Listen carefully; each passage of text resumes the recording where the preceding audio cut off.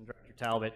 So what we can do is finish Chapter 9. So the first half of Chapter 9 was the bighorn sheep, and so we'll just go ahead and finish the presentation, and then it would be our recommendation that you re-entertain a motion for Chapter 9, because you already voted once on the first half of it. So with mountain goats, in the Jackson region, there's no change in the license types and the license number. In Cody, they made a couple of minor adjustments, but overall was no net change. And so statewide, there's no change in the season structure for goats. Last year, we harvested 39 with a 93% success. And if I can get it to change again. So last 10-year harvest, you can see that there's been an increase in that overall harvest statewide, and managers will kind of continue to monitor the trends and adapt hunting season strategies to provide opportunity while controlling that population at their objectives that we have set.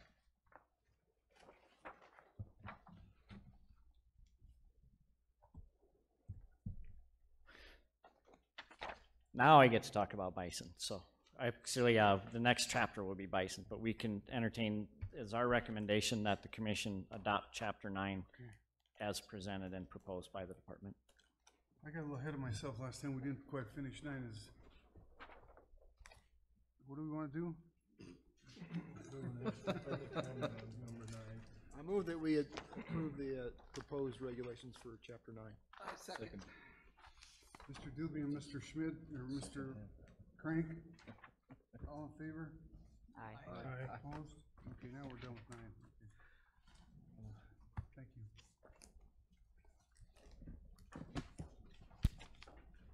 So as I started, Mr. President, members of the commission, as I started before, Chapter 15 bison season, we've had some really good years with a lot of harvest, and last year we were, the regions had started to move those quotas to a little bit more conservative nature to address the changes in the population, where basically the population had started to come down. We're classifying just over 600, I think 680 animals in the population, and so a harvest will continue to move that, maintain that population towards that 500 objective that we have. Last year was a little anomaly with the warm conditions that we experienced in December and into the first week of January, and so there wasn't the significant movement patterns that we've seen in the past that facilitated the ability to harvest bison. And so we had only 27 calves harvested, and then 267, let's see, only 70 total harvests this year. So it's been, the success on the cows was around 40% this year.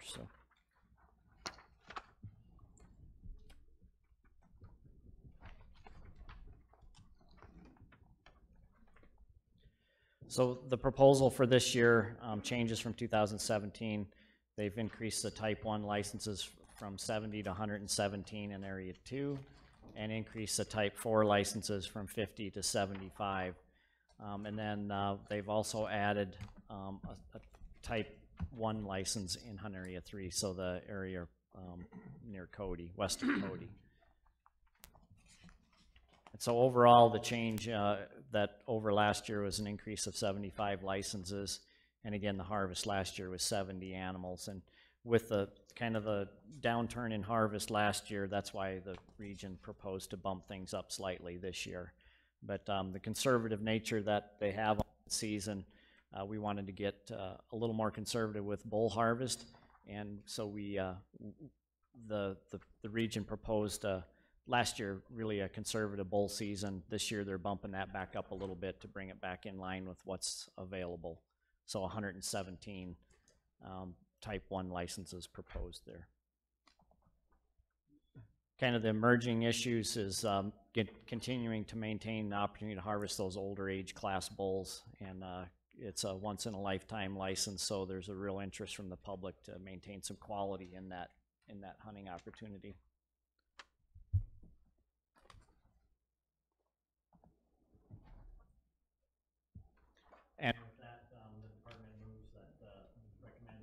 Commission adopt Chapter 15 as proposed by the department. Any questions of Mr. Bremeyer? Bison? Entertain a motion, I motion we accept the department's chapter 15. recommendations on chapter 15. I'll second it. Mr. Ayala and Ms. Byrd, second. All in favor? Aye. Opposed? Where are you going to next? Chapter 11, upland game bird, small game seasons. Includes sage grouse, blue and rough grouse, partridge, sharp-tailed grouse, pheasants, and small game. Is that, this pheasant's in here too? No. Yep. So, starting with sage grouse, the seasons were basically the changes from 2017 include modifying the season dates from September 16th to September 15th. Closing dates were moved from September 18th to 17th in Area 4, the Sheridan region. There's really no issues raised at public meetings, and public was pretty supportive of those seasons as proposed. Blue and rough grouse seasons.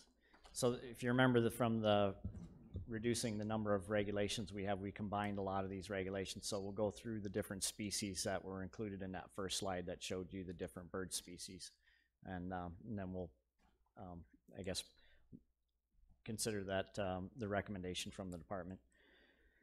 So the blue and rough grouse seasons, we moved the closing date to December 31 to provide more opportunity for our publics. And there's, some of the other states also have seasons that run later into the calendar year for blue and rough grouse. There was really no issues raised at public meetings, and so the regions did not propose any changes because there wasn't really any public comments regarding the rough grouse and blue grouse seasons. Sharp-tailed, chukar partridge, gray partridge, and small game. Again, similar to the blue and rough, we extended that season slightly. And so the small game season closure was moved to March 31, and there was no major issues raised at the public meetings.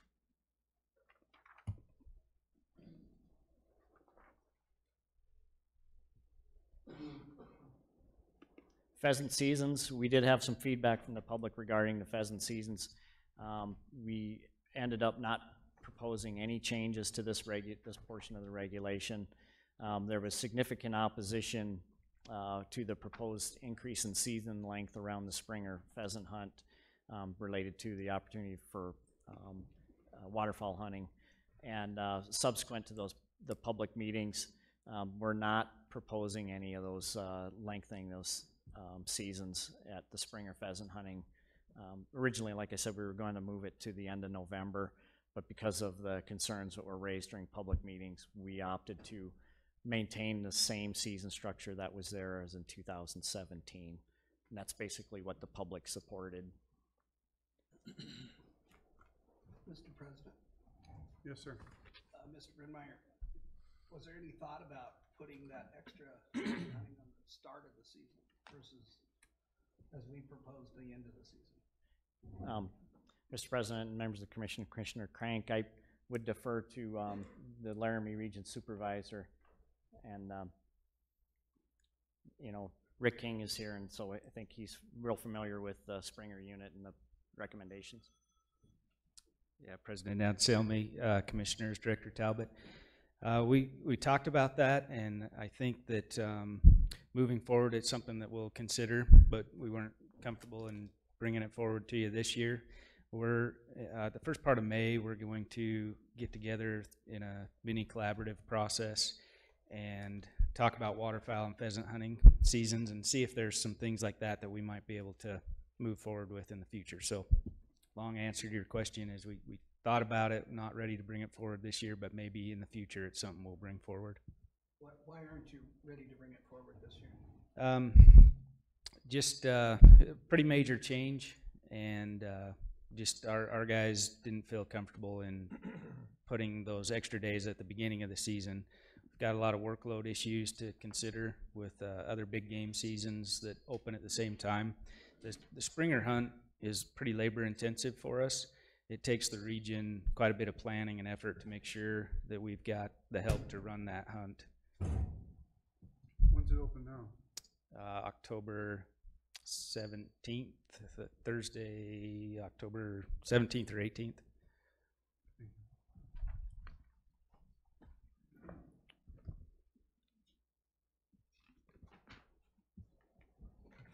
Yeah, October 18th. So. Any other questions? Could I ask, before you get in there, Commissioner Walski, would you like to address us now, sir? Yes, sir. Thank you. Thank you, Mr. President, members of the commission, and Director Talbot. My name is Wally Walski. I am from Goshen County, and I want to thank you for allowing me to address you again for a second time in 2 months.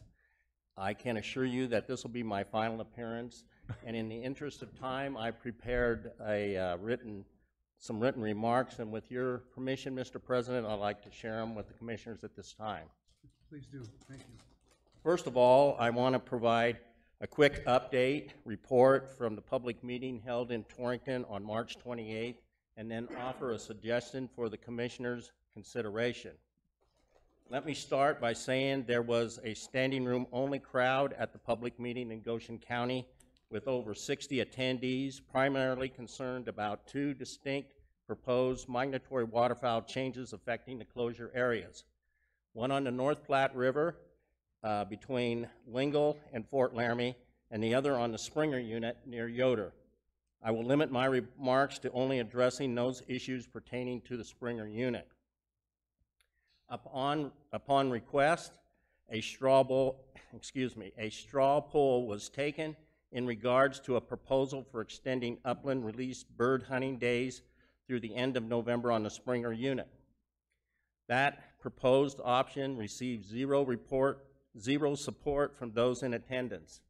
The overwhelming preference from the group was to either have the season remain unchanged or possibly to increase upland bird hunting days ahead of the traditional opening date for the released pheasant hunting season by 2 weeks sooner on the front end of the season around the 6th of October rather than starting about on the 20th of October as been traditional. Game and Fish officials returned again on April 11th to inform us that the department's previous recommendations had changed as a result of our input from the March 28th public meeting. I want to take this opportunity, Director Talbot, to publicly express my sincere appreciation to your staff members for their willingness to listen to our concerns. It was very much appreciated. They displayed the highest degree of professionalism in representing the state, and I commend them for their dedication of service to the citizens of the state of Wyoming. Over recent years, I've witnessed an increased emphasis by management for creation of superior upland bird hunting habitat within the Springer unit and substantial capital investments for upgrading improvements on the Donner Bird Farm. While I am very apprehensive about this dramatic shift away from migratory waterfowl concerns, I am appreciative and very supportive of the department's overall objectives for increased utilization of public hunting days for pheasant hunters. Therefore, I respectfully submit for the Commission's immediate consideration an alternative conflict resolution proposal which offers a win-win situation for both the department in securing additional pheasant hunting opportunities on the Springer unit, while at the same time addressing the concerns of many goose hunters about preserving this sensitive closure area during peak waterfowl migration times. In my humble opinion, Director Talbot, the alternative proposal adequately attains the department's recommendation for additional public hunting days on the Springer unit and most likely could be implemented for the upcoming fall bird hunting season at least on a temporary one-year trial basis. Upon completion of the trial period, the department could reassess the real-time collected data, make a final determination as to whether or not to continue the current regulations or further revise them for the 2019 bird hunting seasons. As I stated to you a month ago, I'm a consensus builder, proactive advocate for exploring various options for finding workable, mutual beneficial solutions. I simply wanted to offer this common sense alternative proposal for your due consideration. I want to thank you for allowing me this second opportunity to share my thoughts, Mr. President and Director Talbot, and I stand before you to answer any questions you may have. Thank you. Thank you, Mr. Walski. Does anybody have any questions of Mr. Walski? Thank you. Thank you. Thank you, Appreciate Commissioner. Thank you.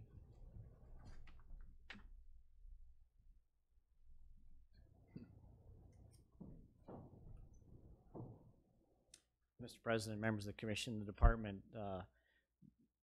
stands behind our recommendations for the 2018 seasons for the small and upland game bird, and we recommend that, it's our recommendation that you move forward with approving Chapter 11 as proposed.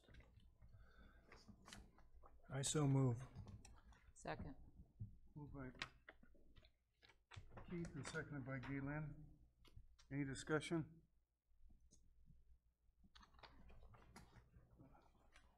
All in favor? Aye. Opposed? Thank you.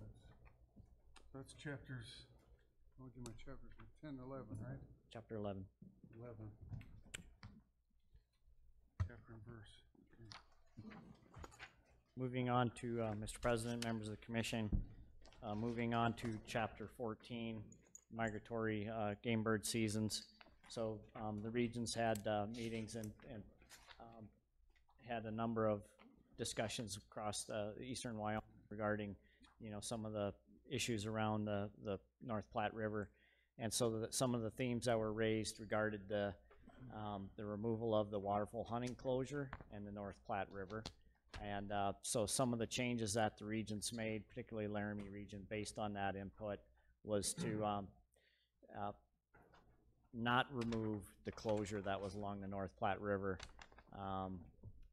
There was a small portion of it that would be left out of it, but the closure would be maintained, and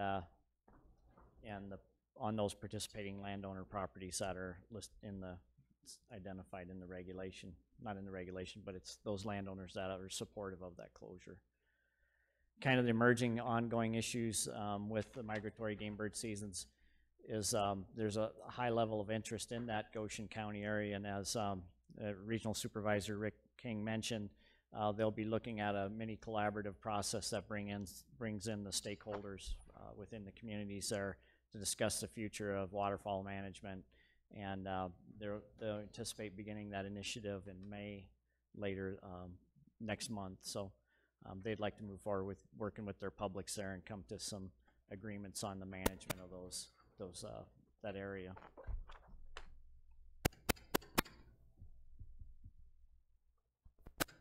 And so with that, that concludes I just had one slide on that Chapter 14, and we recommend the commission adopt that regulation as proposed. And if you have any questions, I'll stand. Any questions of Mr. Bremeyer on the waterfowl? And the cranes are part of this too, right? That's correct. Do we pay, do we pay damage on cranes if they're in somebody's grain field or barley field? We do? But they're a federal bird, we're paying the damage on them. We do, same with migratory game birds, that's correct. Because we got too many cranes up in Parsons, I don't know if you know that. Commissioner President Anselmi, Director Talbot, Commissioners, yes, we pay damage for cranes. We pay in Cokeville, some up in the Bighorn Basin, and actually in the Case area, and it's actually starting to expand. So, How do you calculate that real quick? I'm sorry.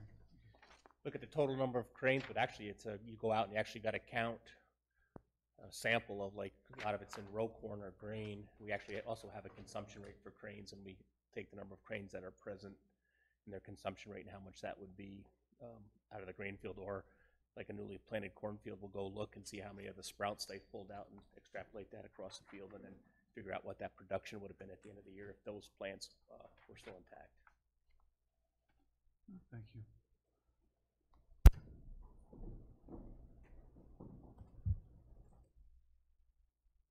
So where are we at? Where are we at? Just make a motion. Any comment on the waterfowl seasons? There being none?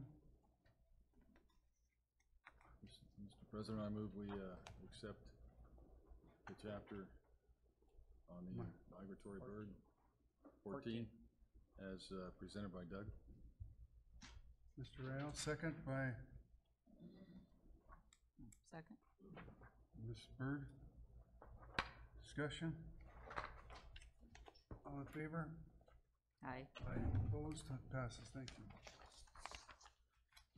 Mr. President, members of the commission, Director Talbot, moving on to Chapter 20 is our next commission regulation, and it is the wild turkey seasons. And so starting off with the typical first slide just shows some of the changes within the hunt areas, and hunt areas are, the small inset map does show those hunt areas, but you know, there's limited amount of change proposed for the fall seasons. So Area 4, we're moving from a limited quota season to a general season, and then the archery season will run from September 1 to September 30, and then firearms will be November 1 to November 30, and then there's no other changes proposed in Area 5. And then for the spring seasons, we've at Area 1, we adjusted the opening date to April 13th to coincide with a Saturday opener for Area 1. Hunt Areas 2 and Hunt Areas 3, there were no changes. And then Hunt Area 4, we adjusted the opening date to April 13th, again, coincide with that Saturday opener. And then Area 5, no change.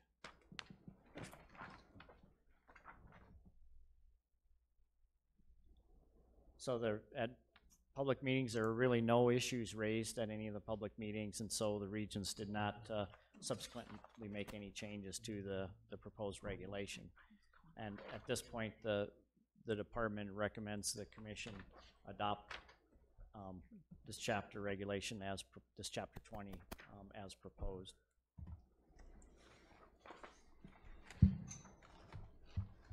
Any questions, Doug, on Chapter 20 wild turkey?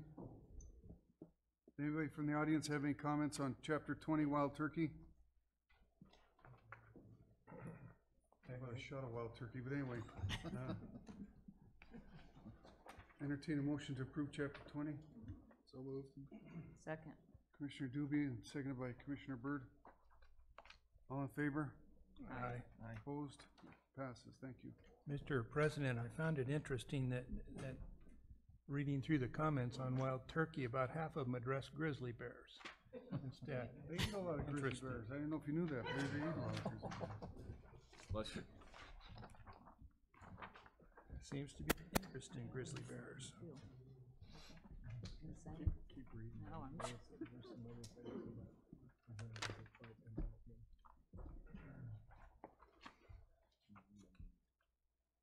So that concludes this portion of the agenda. Oh, we're just starting to have fun. Come on. Keep it coming. will Would you? you like to revisit a couple chapters? Yeah, chapter. So our next agenda item, we have, you know, a summary on the wolf management and the wolf monitoring efforts, and Ken Mills is here from Pinedale and summarize his work and his work unit's efforts to monitor wolves in Wyoming. So, I thank you, Doug. That was a good presentation. Thank you. So this is just a presentation of the population. We're not talking about the season now. We're going to talk about just your work over the past year. That's correct, yes. Just an update on mostly 2017. The wolf hunting season was, the proposal was just released April 20th. We're just starting out that public comment process, and That is yet to come at the July Commission meeting. So this is just mostly an update on what's going on and what our first year of wolf management has brought. So it's actually a year we've been managing wolves starting tomorrow. So we're just getting into it. Year one's done. So with that, and this thing I think is back there. There we go. Yeah, so just a reminder of our requirements. I'm gonna fight with it here. So as you guys know, we're required to manage for at least 10 breeding pairs of wolves. That's an adult male, adult female wolf that raise at least 2 pups a year to the end of December, and at least 100 wolves at the end of the calendar year. Plus, we agreed in the delisting process to manage for a numerical buffer above that 10 and 100 to be sure that we don't fall below it. Statewide, there's a requirement to be at least 15 breeding pairs and at least 150 wolves, so that's including Yellowstone National Park and the Wind River Reservation. So the other requirements are adequate regulatory mechanisms, so we'll talk about hunting seasons at the July Commission meeting, and then document genetic interchange. So you guys know our management areas. These are familiar to you. Our trophy game management area inside the green outline, expanding seasonally inside the red outline and the Snake River Range and Northern Wyoming Range. The predatory animal areas outside of those 2 areas, and then obviously we do not have management authority on tribal lands in the Wind River Reservation and in Yellowstone National Park.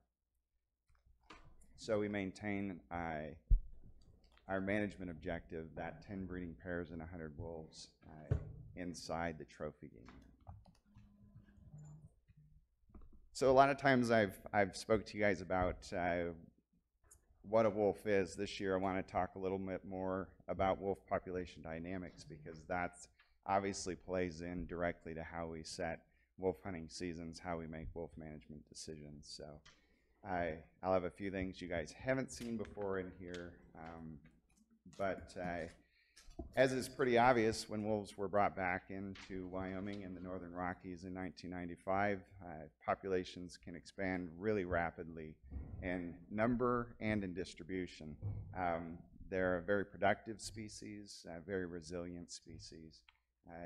They're dependent on prey availability, on suitable habitat, and on a low enough human-caused mortality rate to allow them to persist. And so in Wyoming, primarily limited by suitable habitat. I'll show some information on that next, and human-caused mortality. So if you look over the long term from 2000 to 2017, we've had an annual population growth of about 15%, and that's despite a 32% on average human-caused mortality rate. So when I say wolf populations are resilient to human-caused mortality, they are, and that demonstrates that over the long term. So distribution. This is a map of suitable habitat. This was determined in a peer-reviewed article submitted by John Oakleaf et al., published in 2006. So in the very early years of wolf recovery, taking early data, applying it to where wolves were successfully colonizing, and then expanding that into areas where they hadn't recolonized yet. This is the map that comes forth. And so those 2 darker areas, the darker oranges, are suitable habitat. You can see it's primarily northwest Wyoming. If we look at wolf establishment over time, so 2004, and we'll just kind of click through these, you can see packs come and go on the fringes, but you can see the core of suitable habitat get filled. And so here we are at the end of 2017 with a saturated wolf population and suitable habitat in northwest Wyoming. If I put the management areas on top of that, so the green hashes, that's the wolf trophy game management area. And you can see why it was delineated, where it was delineated, because that's where the majority of suitable habitat is. It's where the majority of suitable wolf territories are, and it contains the vast majority of the population. So, in fact, this year we had 19 breeding pairs, 18 were inside the trophy game area, and 1 was outside. And that's been consistent through time. Wolves just don't persist where there isn't suitable habitat in Wyoming. So that's one of the limitations. If we had more suitable habitat, we could maintain more wolves, but that's not the reality in Wyoming. So we talked about distribution. You guys have seen this graph before, and we are charged with managing a wolf population in the wolf trophy game management area. This is what that population has done over time. I've talked about population theory, suggesting that the wolf population would grow slowly at first. It would really gain steam as it went through a middle range of wolf numbers based on how much suitable habitat is available and how much prey. And then we'd see a limiting of that population at a higher density because they'd be limited by suitable habitat and available prey. So that's pretty much what we see. We see wolves increasing. This decline was without any hunting management at all. Wolves were delisted. We reduced the population in 2012-13. 1 year of not hunting in 2014 allowed the population to grow, and it continued to grow even though it was slowly growing at this point until we hunted last year and again reduced the population. So this is just in the trophy game area, and since we're charged with managing this group of wolves in this area as a population, it's really important to understand how this population works. How does it respond to human-caused mortality? How does it respond to wolf numbers? So that's my job, I guess, is what you'd say. So looking at the data, I've looked at this as far as looking at numbers of wolves in the wolf trophy game management area, which is on the horizontal x-axis here. And this graph you haven't seen before. This is population growth on the y-axis. 1 means no growth. And as you can see in the early years, when there were less than 100 wolves in the trophy game area, there was a lot of randomness, a lot of stochasticity, we call it, in the population. You're dealing with only a few animals, and events that occur in that population can cause very drastic differences from year to year. But once a population begins to grow, it's less random, and you can see in the later years this density dependence, meaning the more wolves you have in the trophy game area, the less likely it is that that population is going to grow. So that's one way to look at the population. What drives a lot of this is recruitment. So we don't have an exact measure like we do on elk, counting calves per 100 cows, but we do have a measure of breeding pair status every year. So we look at every pack, and through the recovery of the wolf population in Wyoming, every year, every pack is a breeding pair or it's not. And so we can look at the proportion of those packs on the vertical axis that met breeding pair status.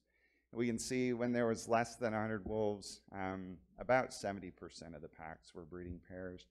After that, again, it declines. The more wolves you have, the fewer numbers of packs will actually be or qualify as a breeding pair. So up where we were last year in that over 200, you're looking at 50 to 55%. So 15 to 20% decline. This is, again, probably a density-dependent response. Less food, less space, less prey, less suitable habitat, fewer pups being born and surviving. So you have seen this graph before, and so these are really just to show you we look at this population, we use this data to look at how we manage it. And this is the same graph you guys have seen for, well, years before, but also last year as we set wolf hunting seasons. It's really just looking at the amount of human-caused mortality it takes to stabilize the population from the start to the end of the year, and the number of wolves in the trophy game area. You can see that's also negative. So the more wolves we have, the less resilient they tend to be. Of course, these are all averages, but they tend to be to human-caused mortality. So that's our wolf population. That's what we're managing.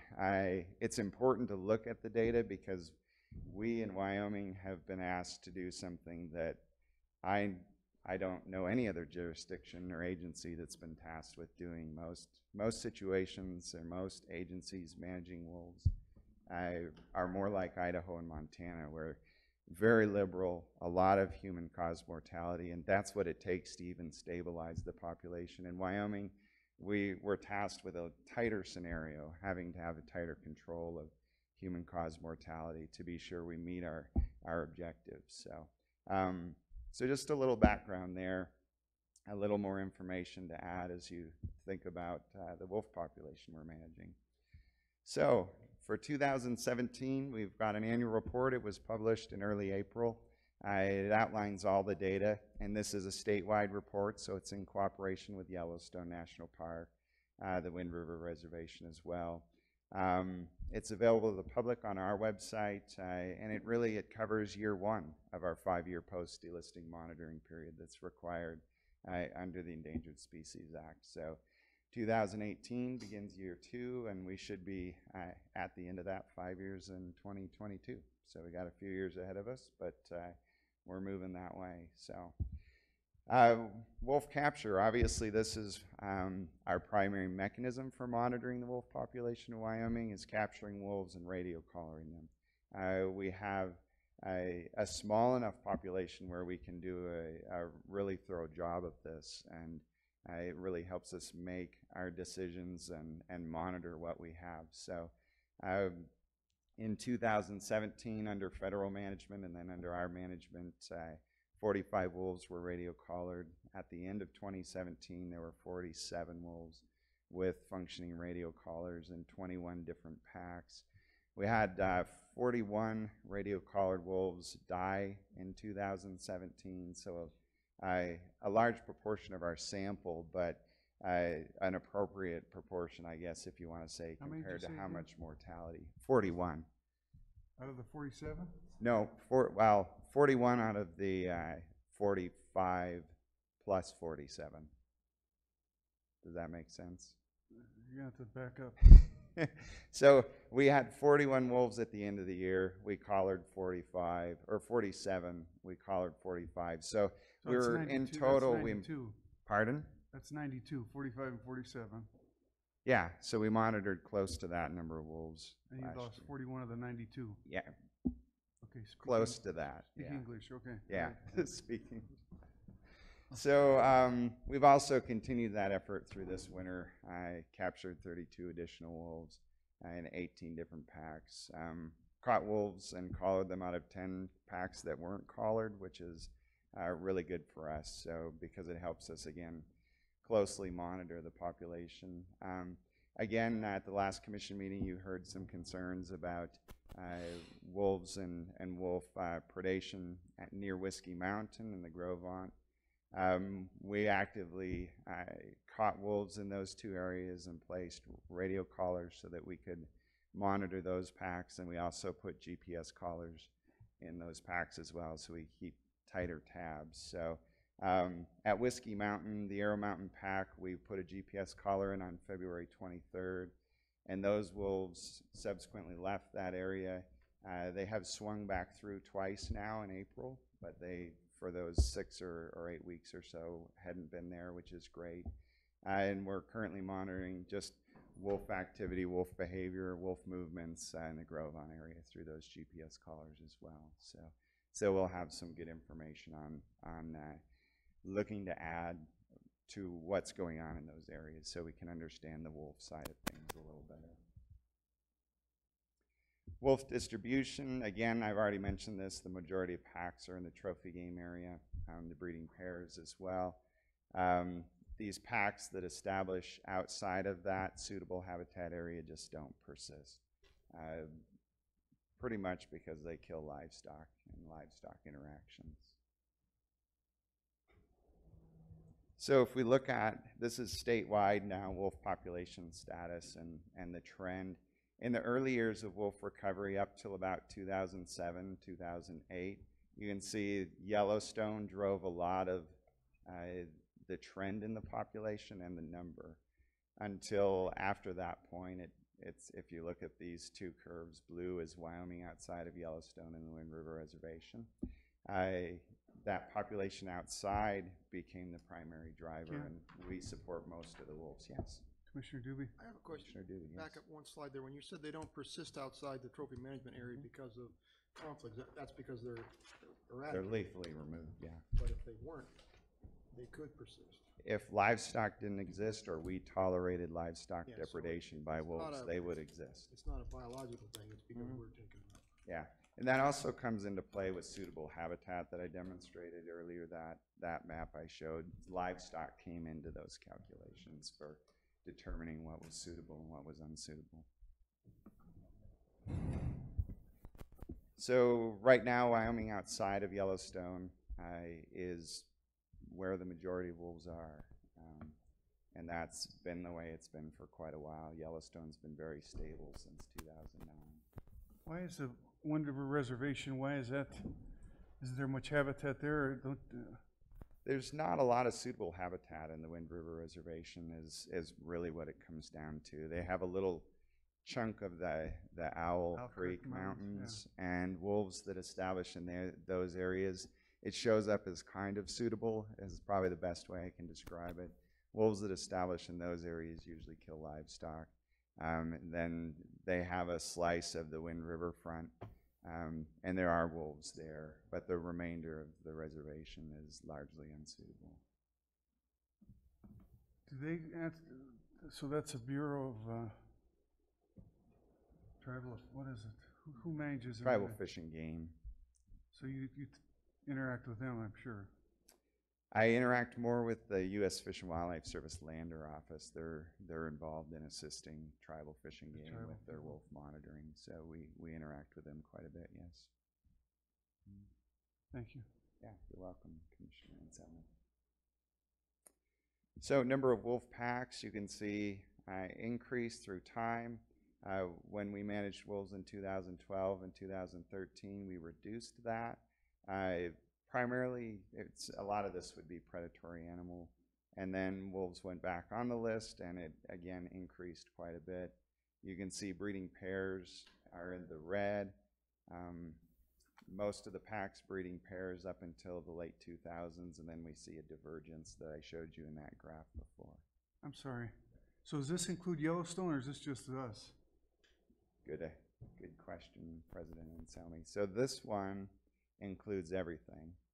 And these ones now, these graphs are just Wyoming outside of Yellowstone in the Wind River Reservation. Thanks for clarifying. So, sorry, you can see an increase then when wolves went back on the endangered species list, and then a slight decrease between last year and this year. So we've got, we're supposed to have 10 and 100, 10 breeding pairs and 100 wolves, correct? and this here shows 20?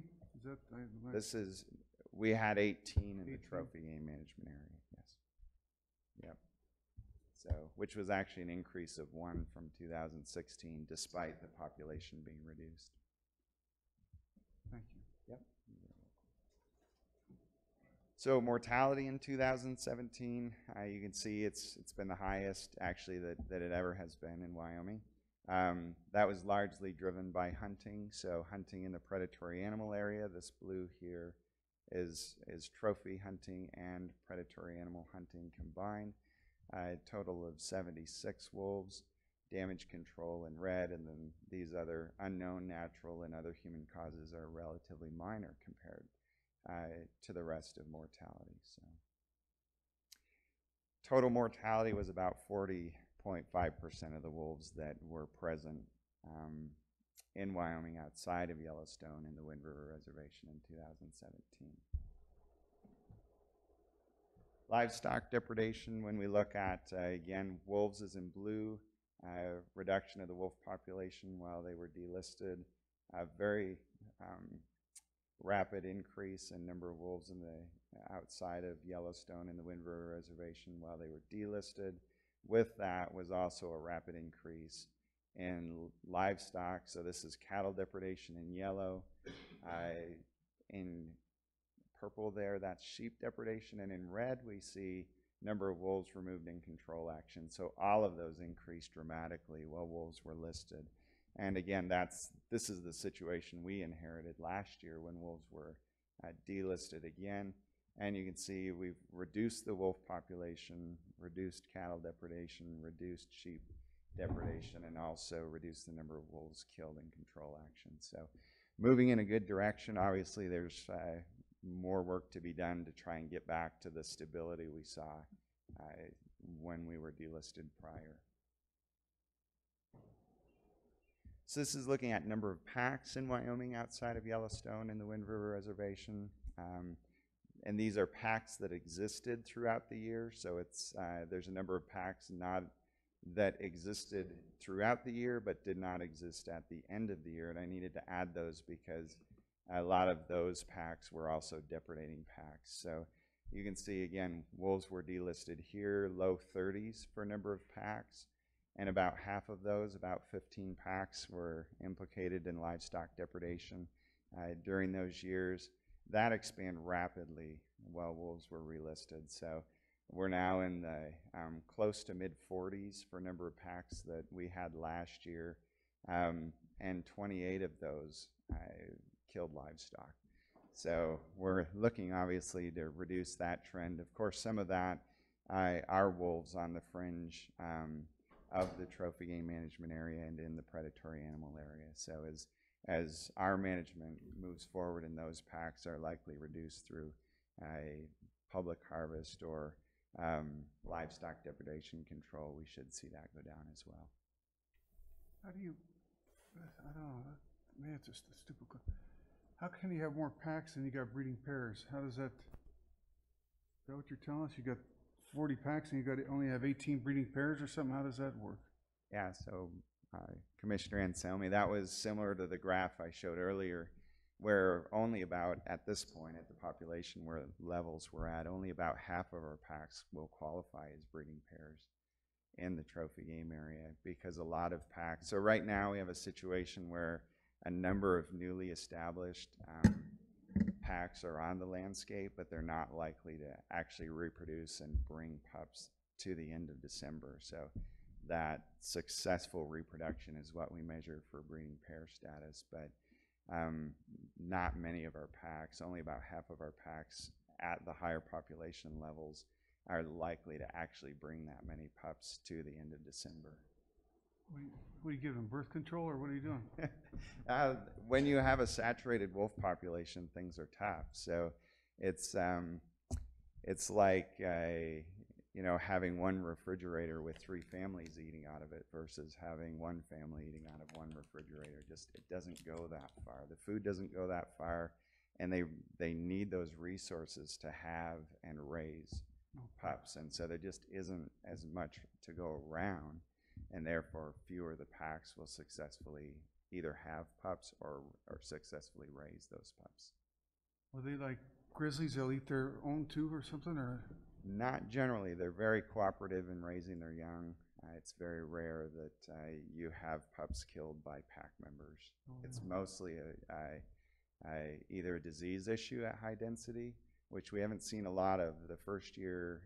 In fact, we caught a wolf this year that had signs of having canine distemper as a pup, which has been very common in Yellowstone National Park. But we've documented very little and really no population level impact from disease. But the more wolves you have on the landscape, the more likely it is to have a disease issue that's a population level impact. So we've documented that, and again, it's the food resources that are available to go around.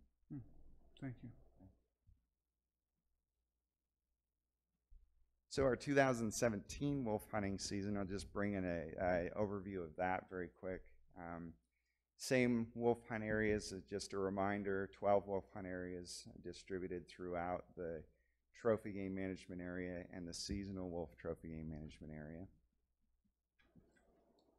This is the same table that I would have showed you back last July, looking at setting the wolf hunting seasons with the calculations that are derived from the population. And all I want to really say is we had 210 wolves at the start.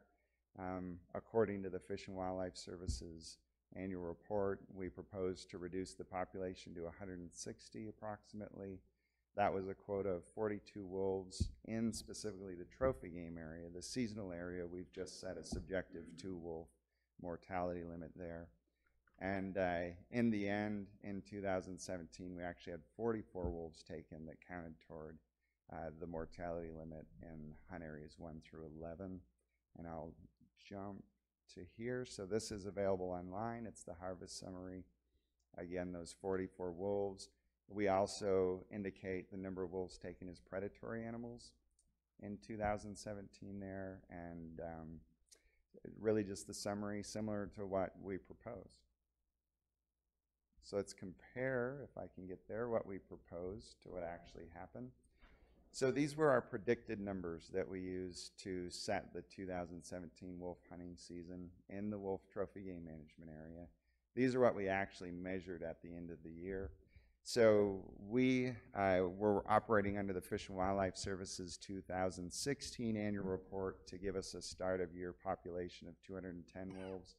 Well, we took over management and began monitoring the population. We documented at least 19 adult wolves that were present at the end of 2016 that were not included in the annual report estimate. So we actually figure we started out with about 229 wolves in the trophy game management area. So that was 19 above what we set our quotas based on.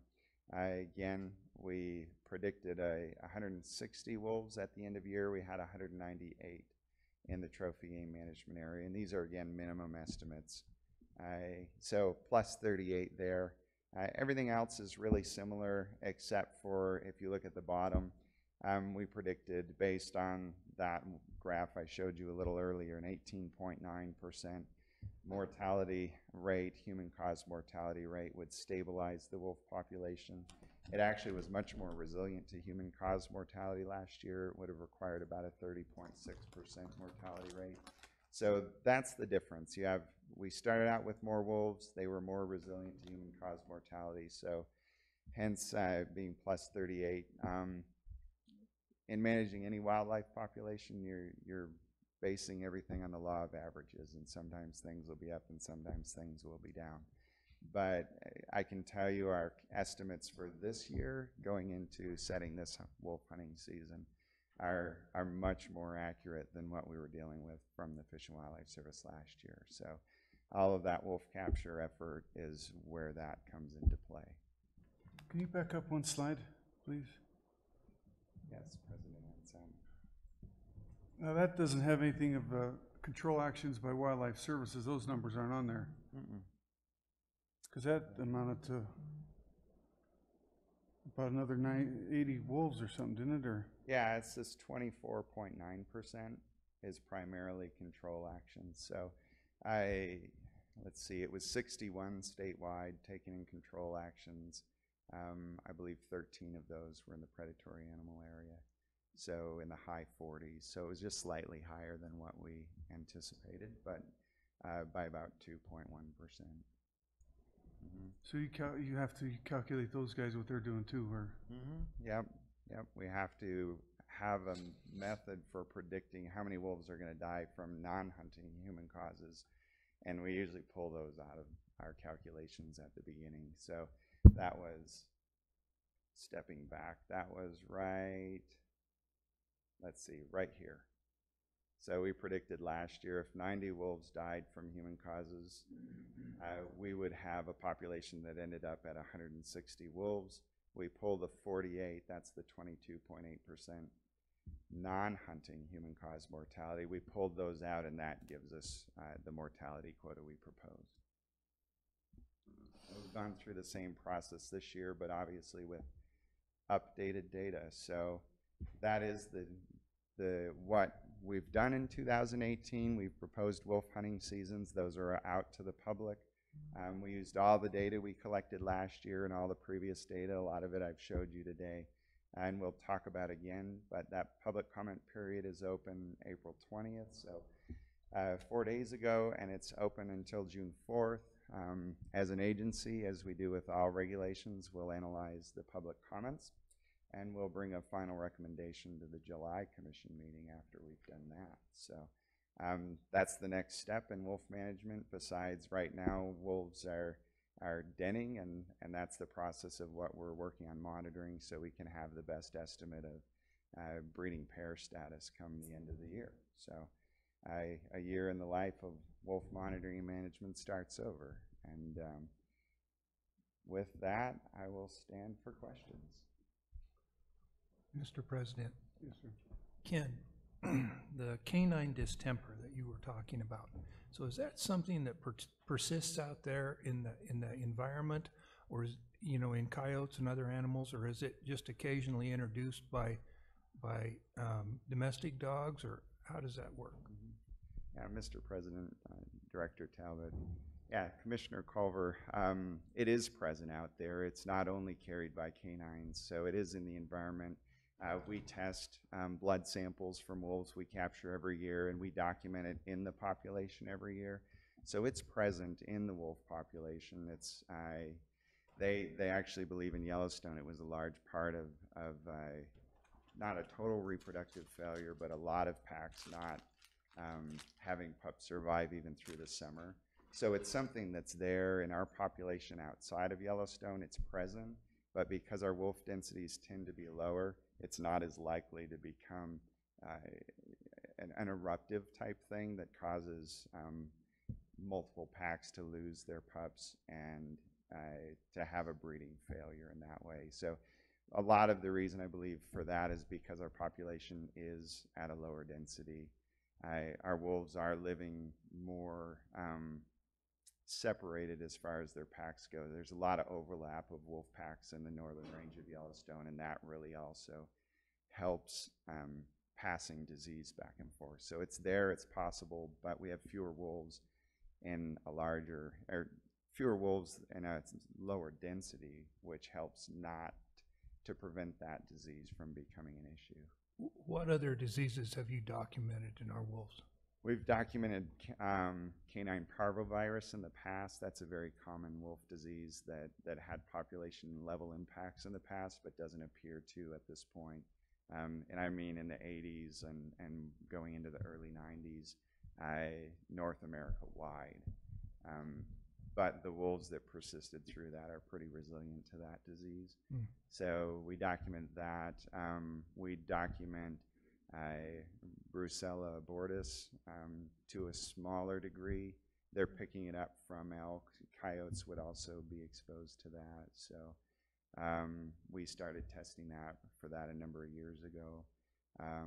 It doesn't have an impact on wolves, and wolves aren't passing it so far as anybody has been able to measure around, but we can pick it up in a titer, meaning a blood titer, a blood test. We also test for tularemia, and just like most species, wolves can pick that up as well, and it can be at least measurable in their blood. Again, it's not the issue that like hunting a small game animal might be, but it's possible for them to contract it. So those are probably the main ones we test for every year in terms of looking at. Interesting, thank you. Mr. President? Mr. Real? Ken, you mentioned you found 10 new packs.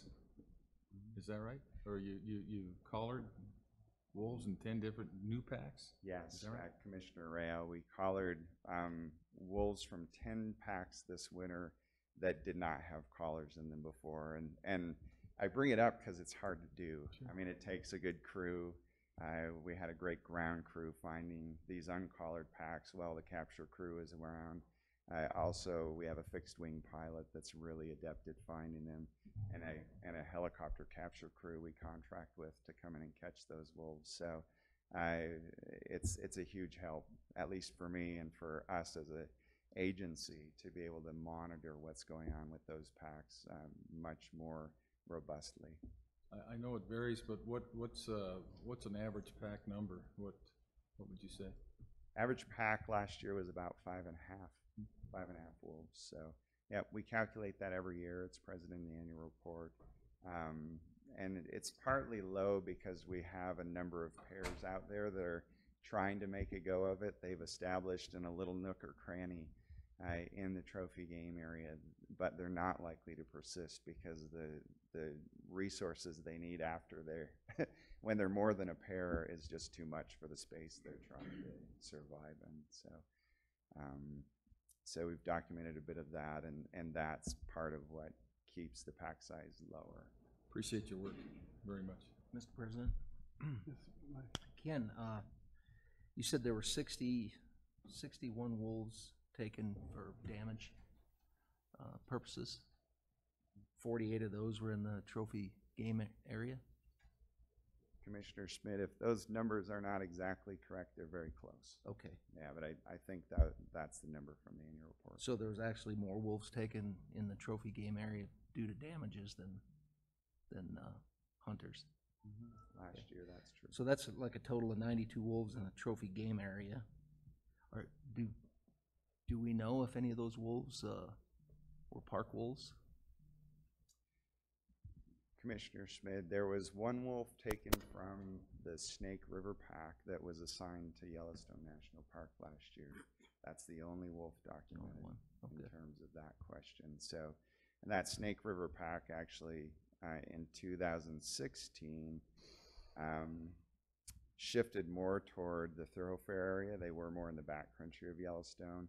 And then moving into 2017, den just inside Yellowstone. And at this point, they are outside of Yellowstone. So they've been shifting out, really looking for available prey in the winter time because there aren't prey available to them in the thoroughfare country in the winter. So they spend a lot of their time outside of Yellowstone National Park last year. And so, yes, one wolf from Snake River, but that's the scenario under which it was taken. Okay, thank you. Any other questions for Ken? All right, stay tuned. We've got two blue slips, Carlton Lower.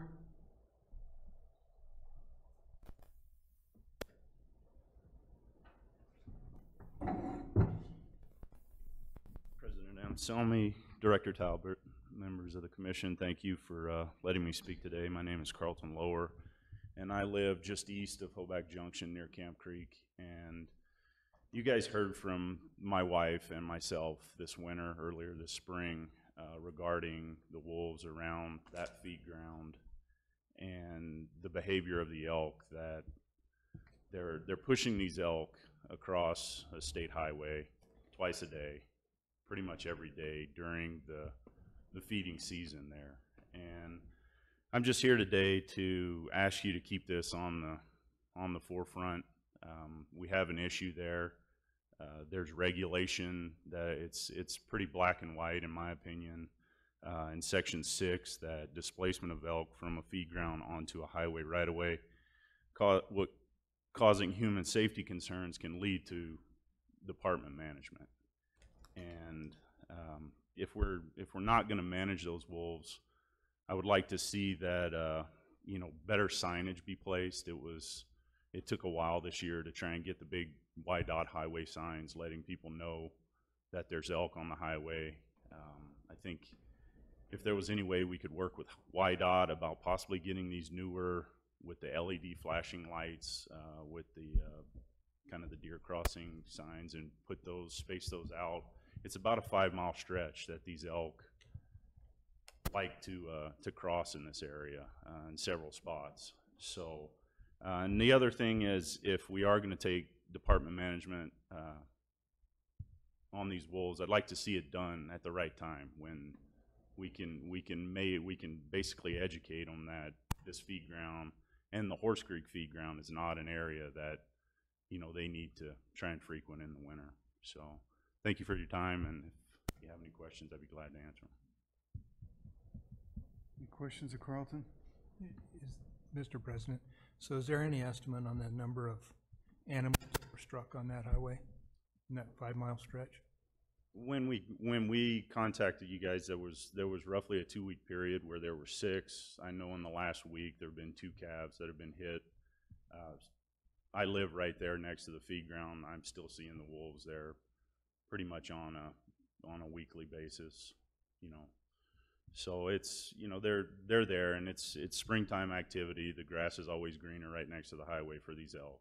I understand that, but they're there because that's where they find it safe, and they go and lay down on a little strip of forest down on the Hoback River, and that's kind of their safety net during the wintertime, all winter long. They go and stay there in the evenings, and they come right by the house right before dark or right after dark, and then in the morning come right back by again. So it's a learned habit, and there's a reason. I helped feed on this feed ground for the previous 3 winters. I did not help this year, but I've got videos, I've got pictures, you see it pretty much from February on each year. So Thank you. thank you. Thank you. Brian Taylor, the blue slip.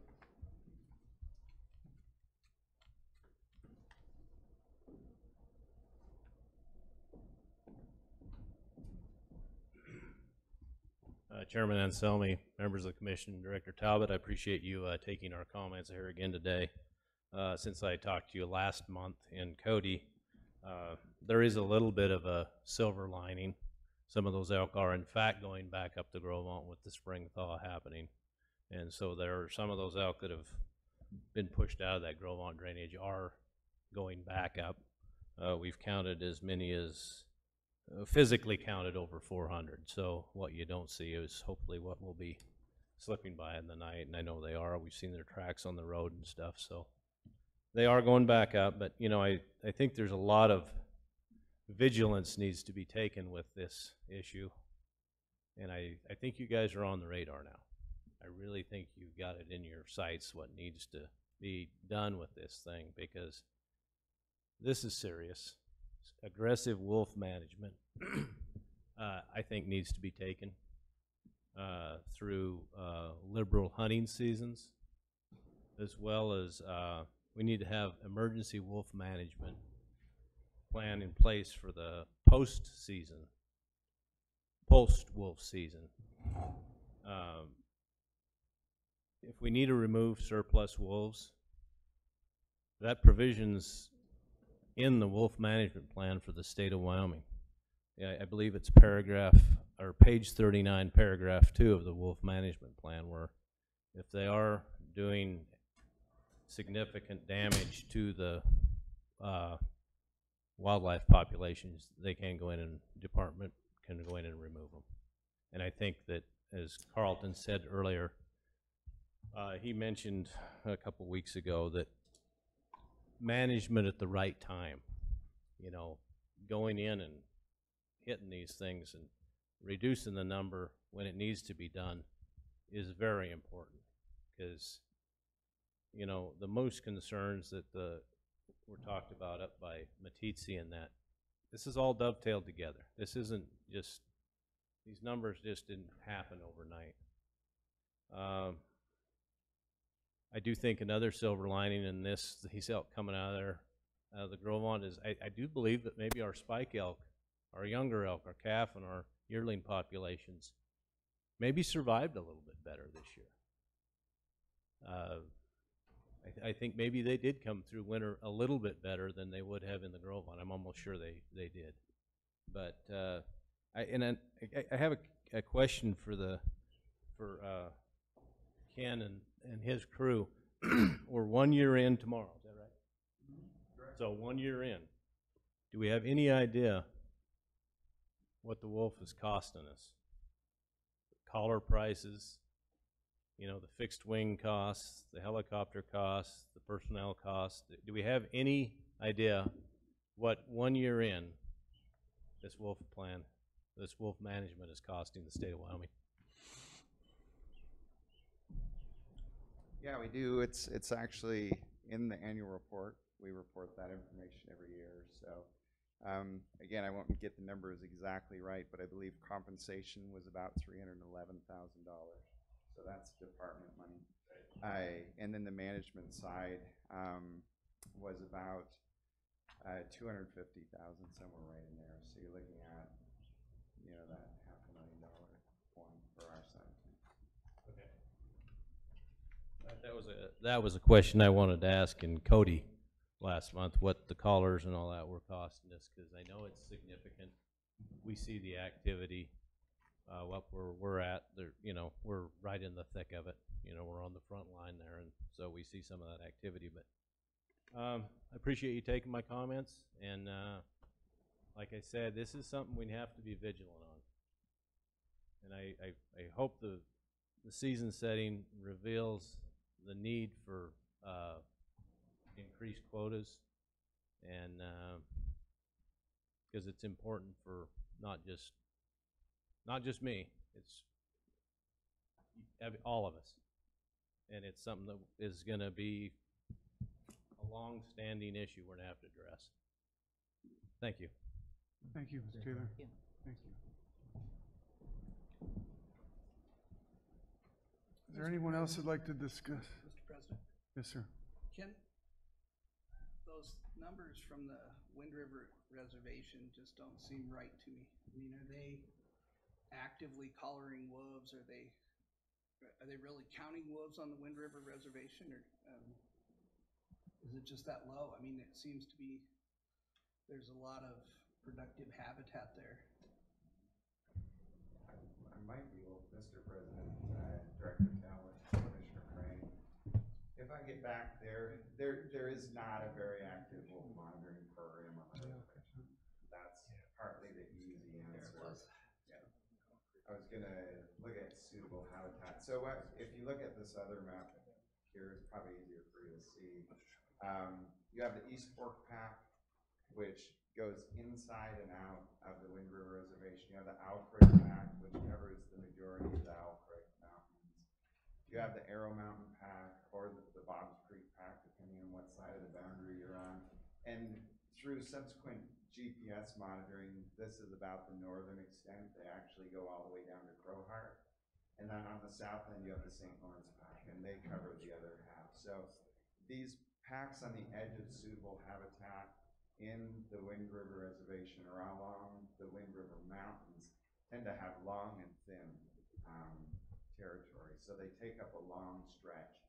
And these are just very basic estimates. It's actually broader than that. And that's because the very high elevations aren't suitable, and then they really don't want to be in the sagebrush flats. They want to be in that zone in between where the elk are. So they have long, thin territories versus groundland. So yeah, there's probably a few wolves that exist around that aren't counted because they aren't as active in their monitoring, because they don't have an active monitoring program. They have a plan. Wolves are trophy game, but there's no proposed hunting. They don't have an active management or monitoring side. So besides the base levels, so yeah. So it's potential there's more wolves. There isn't a lot of suitable habitat for more wolves though as well. Why are there no packs in the southwest quarter of Yellowstone? I mean, there actually is a pack there that they believe is there. It's just a very difficult place to monitor because it's all backcountry. The Beckler pack is traditionally there. They usually have it in their annual report. I think it is numbered in their annual report, but in the shapefile they gave me, they didn't put information about them there. But this pack moves in and out of Yellowstone into Idaho usually as the winter progresses, looking for elk that have migrated out to the edge. So there most likely is a pack there. It's just difficult for them as they can't trap. They can only catch wolves from the air inside Yellowstone. So it's difficult for them to monitor it well. okay. Thank you. Very welcome. Any other questions, Ken? Thank you, Ken. Good report as always. Thank you. Thank you very Thanks, much. Ken.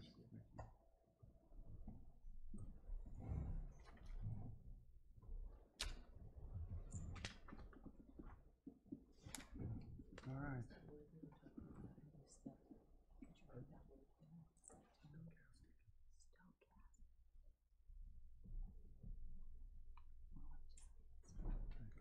Hello, Jennifer. Good afternoon.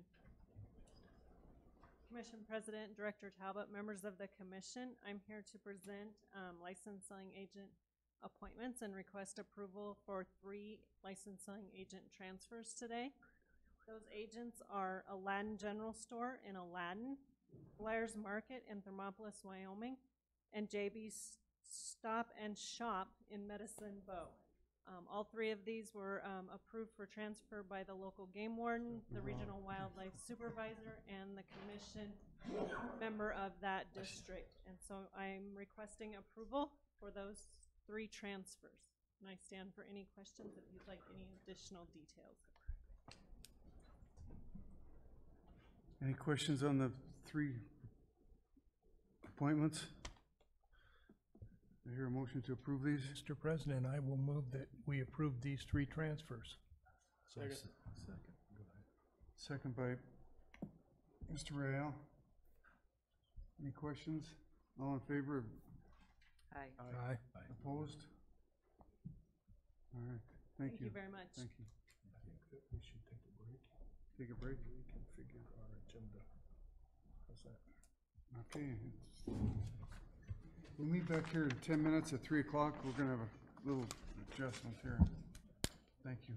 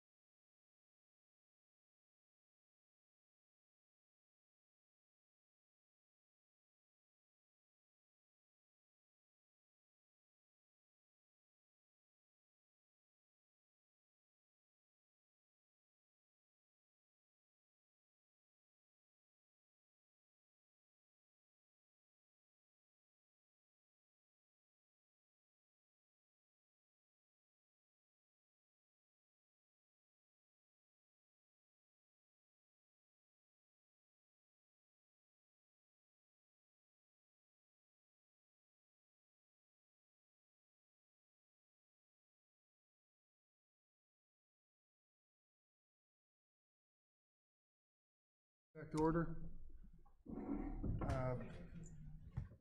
Jennifer, who's speaking on this? Oh, we did the license selling appointments, didn't we? We just did that. Petey Hawk, I'm sorry. I'm sorry. Good afternoon, Mr. President, Commissioners, Director Talbot. Thanks for the opportunity to give you another update on our capital construction projects. I know it's only been a month since I talked about these, but a lot's been accomplished, as you can imagine, as we're nearing the end of both of these projects. Quite a bit has been accomplished in the last month. As far as the Laramie Regional Office is concerned, we got our elevators up and running last week. It was highly anticipated. Just in time for the laboratory, they started moving in on Monday. I got a picture yesterday of the first moving van pulling through the big gates into the lab, so that's pretty exciting stuff. We're very excited. It will take probably a week or two. Sorry, thanks, Rennie. It'll take a couple weeks to get the lab moved in. We have movers that are moving the big equipment, but all the really small, fine equipment, the lab personnel are going to move themselves. So we also are expecting a certificate of occupancy this week, also highly anticipated, so that should be on its way as well. The move-in date for the regional office will be the very last week of May, and we anticipate the whole building will be open for business the day after Memorial Day. The artwork, however, will not be in place until about June, but by the time you guys get there in July, we should have all the kinks worked out and everything should be perfect. So, do you guys have any questions about the Laramie Regional Office? Are you getting some new equipment too, or are you just moving everything from the university over there, both? The only new equipment we got in the laboratory was the fume hoods, and the reason we had to get those is because the hoods that we are currently using are actually University of Wyoming property. All the rest of the equipment is equipment we already had, and we're moving over there. So, are you caught up on the side issue? Are you caught up on last year's work? Because I've been to a couple meetings and asked if they had the CW or like those deer there captioned adenovirus, and they said they were still waiting for. That's a different lab. Huh? That's Hank's lab. They are the diagnostic lab. We're the wildlife forensic and fish health lab.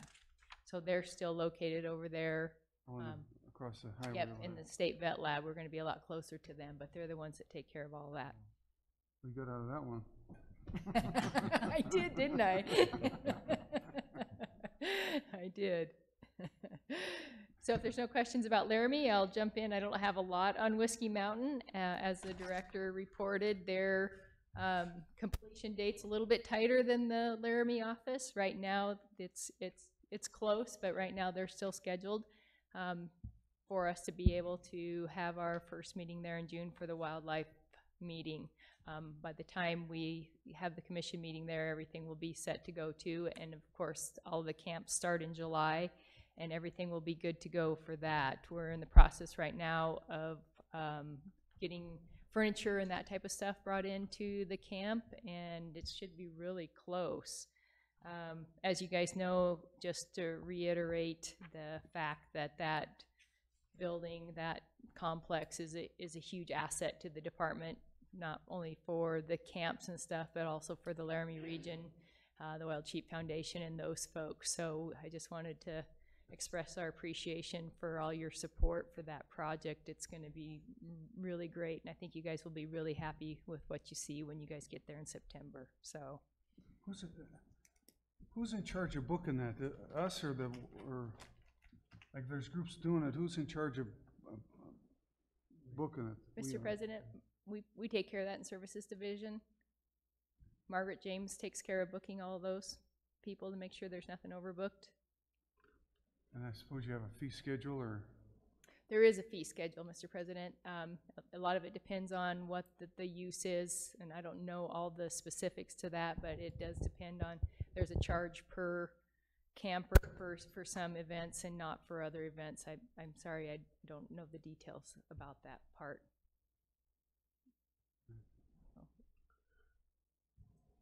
Mr. President, members of the commission, and I guess we have a few minutes. I was up there the other day and looked at the camp and the plan and the implementation of that as far as the restrooms. You might recall that the way that was in the past, there was steps down into those joint restroom facilities between the sleeping quarters on the old cabins. Those have all been brought up. All of the plumbing that used to be laying across the courtyard and the pipes here and there is all underground, and you know, all of the doors have been redone with beetle stained pine, and it is a first-class facility at this point. And we have actually offered that to the second residency of the National Conservation Leadership Institute for a week starting in 2019. So hopefully we'll be able to host that on an annual basis. And there is some landscaping in the pavilion. They won't be done until later in the summer, but all the cabins and all that stuff will be ready to go by June. Well done. And if Commissioner Crank isn't going to ask his standard question, I'll just let everybody know. We have no change orders that require any dollar amount for either one of the projects. Awesome. Thank you. You betcha. Any other questions? Thank you for your time. Well, thank you. Thank you. Thanks, Edie.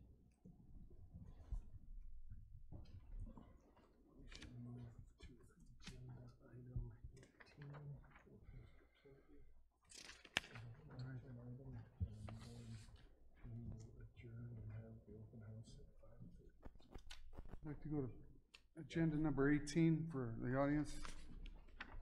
Status of collaboration with foundations. That was on tomorrow's, but we can move that up to today. Mr. President, members of the Commission, Director Talbot. Yeah, so this is a really an agenda item to facilitate some open dialogue amongst the Commission about the foundation and foundations in general. There's been a lot of discussion recently about the status and accomplishments of the Wyoming Wildlife Foundation. As you know, that came up at the last Commission meeting. The Wyoming Wildlife Foundation is under the Wyoming Community Foundation, and there's been interest by the Commission and discussion for many years, and most recently, consistent with the discussions throughout the years, about opportunities for a foundation like that, or a foundation in general, to get more on-the-ground dollars and more on-the-ground projects in Wyoming. There's been involvement by the existing foundation with the department in terms of administering the Big Game License Coalition. They have in the past provided some support for the Outdoor Hall of Fame, a little bit for the conservation camp. Those are some examples of some areas where the current foundations worked with the department. And that's about it. I think that there's been some discussion.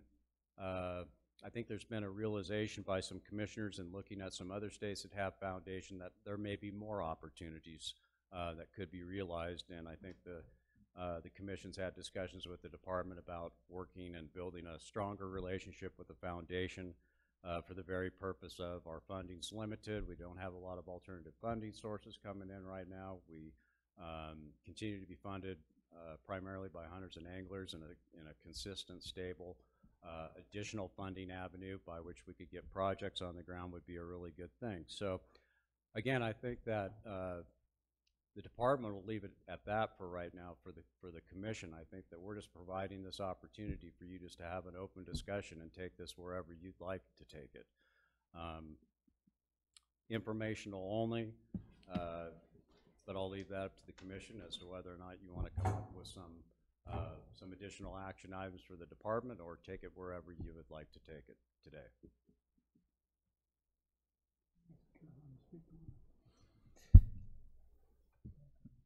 Mr. President? Yes, sir.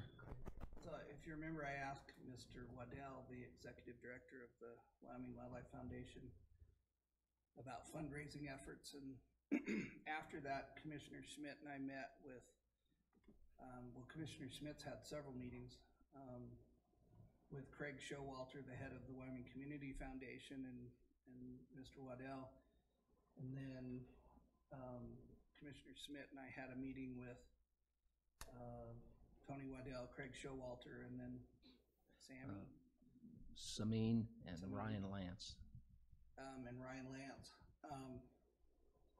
I guess from my perspective, those meetings were pretty disappointing. I mean, and I try to be as accurate as possible, but on average since 2013, if you set aside the Big Game License Coalition funds and some pass-throughs, some mitigation funds that some oil companies gave to the foundation that just passed through the Wyoming Wildlife Foundation, on average, they'd only raised about $46,000 a year since 2013. And so I guess my thought is that we should be able to do much better than that. And then I didn't make the dinner meeting last night, but Commissioner Schmidt was there, and I think Scott was there and others. But why don't you fill the commission in on that, Mike? And Okay, yeah, we did meet last night here in town, and there was Scott and myself and Carolyn Orr, who was a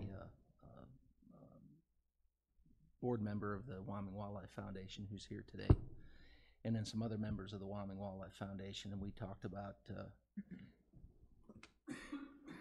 long-term prospects or goals of the existing Wyoming Wildlife Foundation and where they are and how they interact with the agency or with our department. And basically what we found through our meeting, Pat, is that there's just a different plan there that they have in mind from what I think we had anticipated and what we thought was happening with the Wyoming Wildlife Foundation in order to work with them to get money on the ground for wildlife projects throughout the state. Their idea is completely different than that. We kicked around the idea last night about possibly trying to do something as a commission to try to set up a foundation, at least look at the possibility of setting up a foundation to where we can go out, raise money, and help fund projects that are important to the department on the ground here in Wyoming for our wildlife. So that's really what it was just a general discussion on possibilities, thoughts. There was some talk about the success of other states, what they've done, how they've become successful, and we just wanted to bring that up today and kind of throw it at the rest of the commissioners and see if we could get some discussion going on your thoughts. And but it was obvious like I say, in our meeting that we've just got two completely different avenues that we want to go, and me personally, as a commissioner that was on the board, there's nothing there for the Game and Fish Department, as far as I'm concerned, with the Wyoming Wildlife Foundation, the way it exists today, and where their plan is going forward. Yeah, I think it was right when I got on the commission, they moved that into the Community Foundation. Can you refresh my memory about that? I was pretty green, and it just happened, I wasn't, I don't know. Mr. President, members of the commission, perhaps I can provide a little bit of background and some history on that aspect of it. I think stepping back, we need to look, and the idea of the Game and Fish Foundation was the brainchild of then Director John Bothman. And John worked on that for several years, and the commission and the department and interested parties formed the Wyoming Wildlife Heritage Foundation in 2000. The goal of that foundation under Director Bothman was to raise $10 million a year in private funds to assist the department with the management of wildlife. And if you look at wildlife funding, the model of wildlife funding is private funding, federal funding, and obviously state funding through the license dollars and general funds, what you have there. So currently in Wyoming with Pittman, Robertson, Dingle, Johnson, we have the federal avenue. We have the state avenue with license sales and state contributions, but there are many who believe that there is a significant opportunity for private dollars to benefit wildlife programs. And so the foundation, beginning with Director Boffman and then Director Cleveland during his tenure, put his heart and soul into the foundation and really tried to breathe some life into the foundation at that time. And then, as you recall, Commissioner Anselmi, it's been about 4 years ago, the director of the Wyoming Wildlife Foundation, Craig Showalter, approached the commission and asked the commission if they would support joining both the Wyoming Wildlife Foundation with the Community Foundation. And at that time, it was thought that there would be some fairly significant benefits to the Wildlife Foundation as far as reduction of overhead, administrative costs, and that type of thing. So that was when the Wyoming Wildlife Foundation actually became a board under the Wyoming Community Foundation. Mr. President? Yes, sir. So, and then I'd love to hear from Carolyn as well, but as I kind of thought through this, yeah, I think ultimately what I think we'd like to achieve is a Wildlife Foundation, or whatever you're going to call it, that is self-sustaining. You know, if you've ever tried to raise funds, it's just really hard to go ask people for money. And there are people out there who are incredibly gifted at it and do very well, and then there are others that just aren't very good at it. But it's a hard job. So I think, as I've envisioned this going forward, if the commission wants to move forward on this, I would guess we probably need to commit, you know, at least 2 years of funding to this new foundation. And I would guess that we're talking somewhere in the neighborhood of $500,000 over those 2 years. You know, let's say that the commission says, let's go forward, and we found a dynamic person that was the right fit that could really raise large amounts of money for wildlife in Wyoming. You know, you aren't gonna, you know, so we hire that person today, really the results of that person's efforts won't come to fruition until the second year.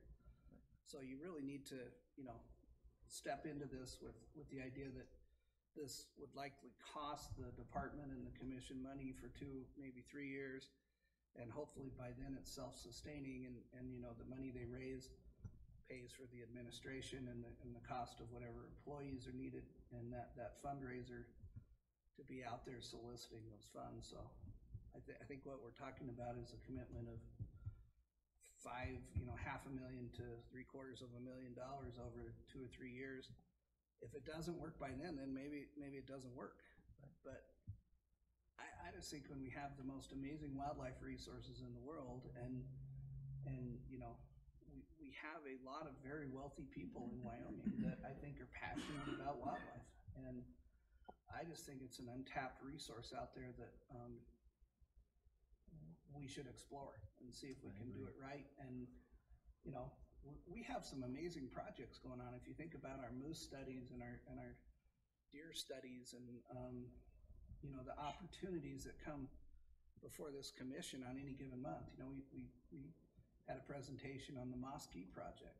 I mean, there are some amazing opportunities out there if we had the funds to participate and leverage other funds to go forward. But the model that is set up right now that we thought we were participating in is just not working. So, and I think too, to add to that, Pat, I think the timing is perfect right now. You know, we do have a world-class wildlife resource. We've got, with the information we're getting back from responsive management on how people view the Game and Fish Department, I mean, it's, you know, 95% approval rating. I mean, it doesn't get much better than that. I think the timing is absolutely perfect. If we're going to try something like this, now is the time to do it. And I think it's worth the effort. I think it's worth the investment. Ms. Orr, do you have a moment? Would you like to address a? Yes. Please. I didn't expect to do this. You'll be fine. Mr. President, Commissioners, Mr. Talbot. In 2015, beginning, I was put on the Wyoming Wildlife Foundation board. I thought I was getting into an organization that would put money on the ground now for wildlife. It didn't happen. As a result of Mike's intervention, most recently, I did resign after 3.5 years of frustration because I don't volunteer because I don't have anything to do. And I was so hoping month after month, year after year, things would change. They can't change under the model that the Wyoming Community Foundation has made for the Wyoming Wildlife Foundation. I am not casting aspersions. It's just not right for me.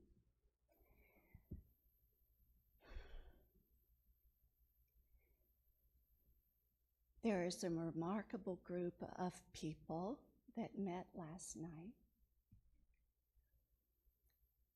who are passionate to do this. If you'll give us a chance, we'll make you proud. And I even have Terry Cleveland, who won't sit on any boards anymore. And he told me last night, yes, for you I will.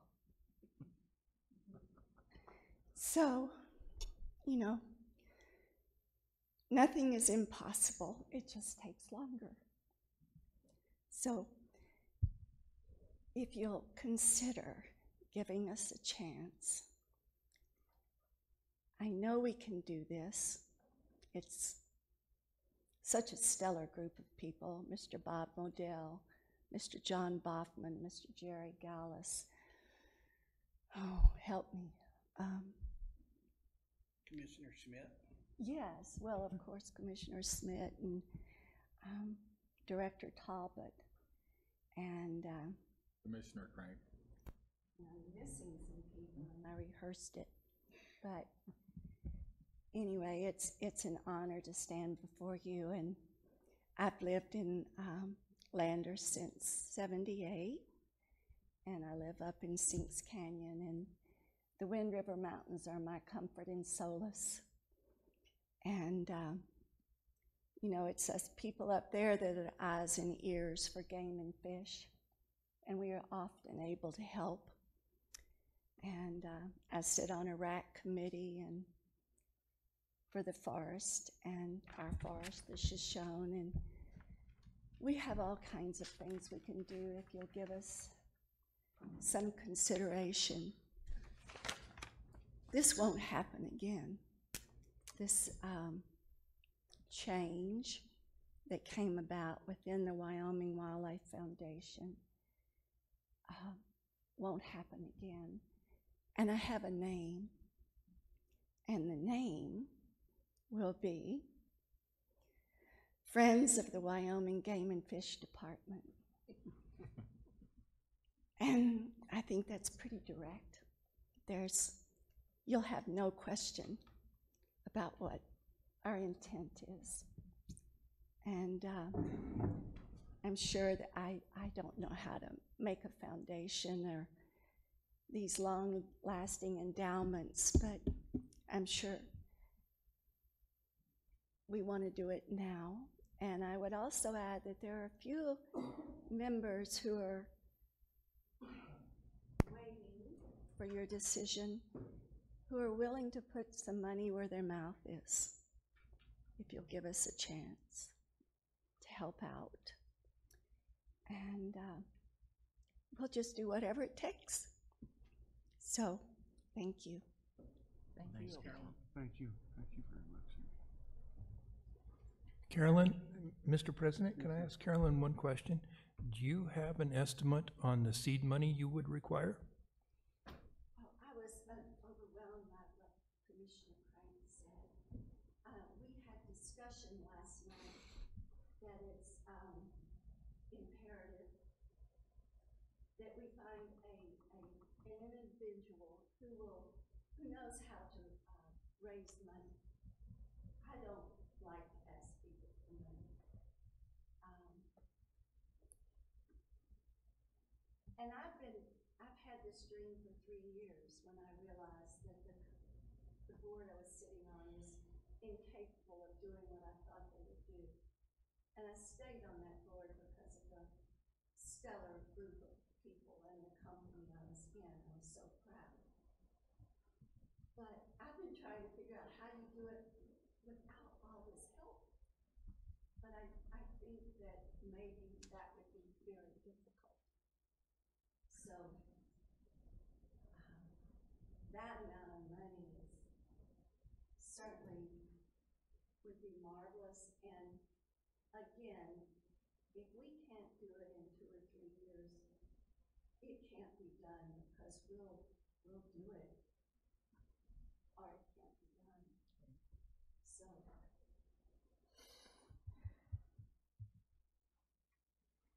Mr. President? Yes, sir. Commissioner Schmidt, you had a great suggestion this morning about, was it the Texas Foundation? Yeah, Scott had sent us all an email about the Texas Department of Wildlife and Parks, I believe it is. And the person that they found to run their foundation and the success that they've had with that has just been phenomenal.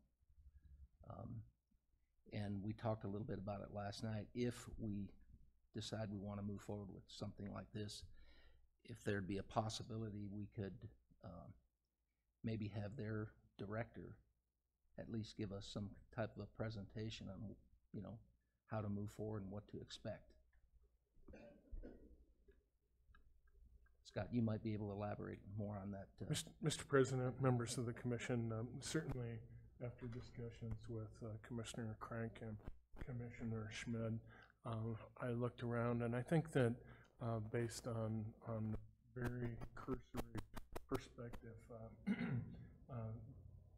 there are many states that have foundations and there are a few of them that do fairly well.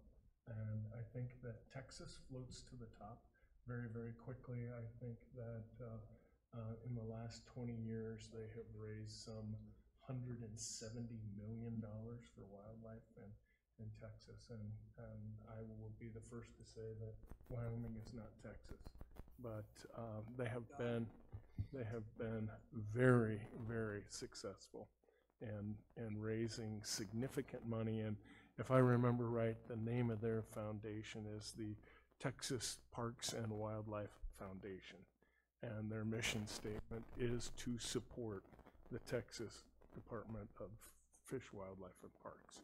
And they are tied very, very closely to the department there. And in my discussions with their deputy director down there, they have an individual who is in charge of that foundation right now that is really making things happen in Texas as far as private funding for wildlife.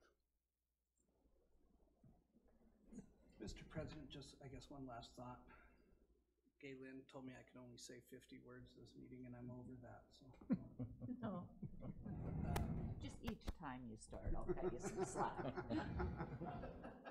You know, this is one of those things that if we pull it off, I mean, we really changed the face of funding for Wyoming, you know, for wildlife in Wyoming for generations to come. I mean, this is a huge deal.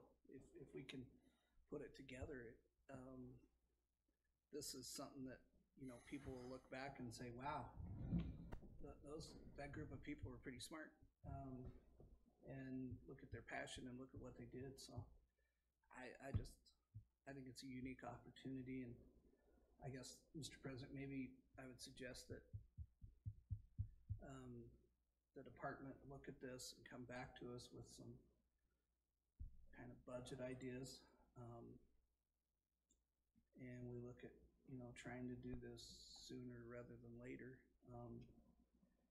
We have some money, but I really do think you got to commit to it for 2 or 3 years and put enough money, you know, let's not be penny wise and pound foolish. I mean, let's put enough money up front where the foundation board itself can go out and find that, you know, hopefully the perfect person that's good at raising funds and can market, you know, our wildlife to folks that have discretionary funds that want to invest in the wildlife and the projects. And I just think you're looking at 2 or 3 years to do that. So.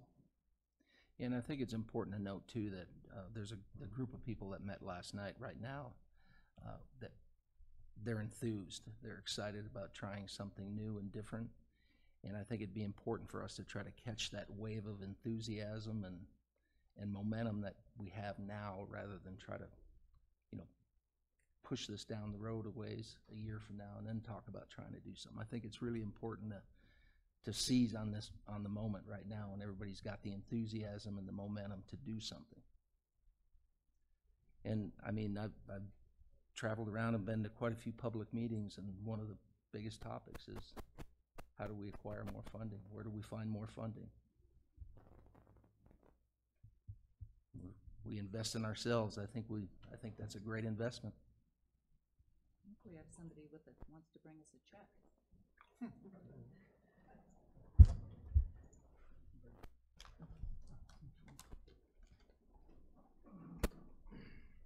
President Salmi, excuse me, Director Talbot, and members of the commission. My name is Warren Humans, and I'm with the Mule Deer Foundation. And so I'm sitting here listening to what you guys are talking about. I would ask that you see or try and look into what independent foundations are doing and how this might affect those non-government independent foundations.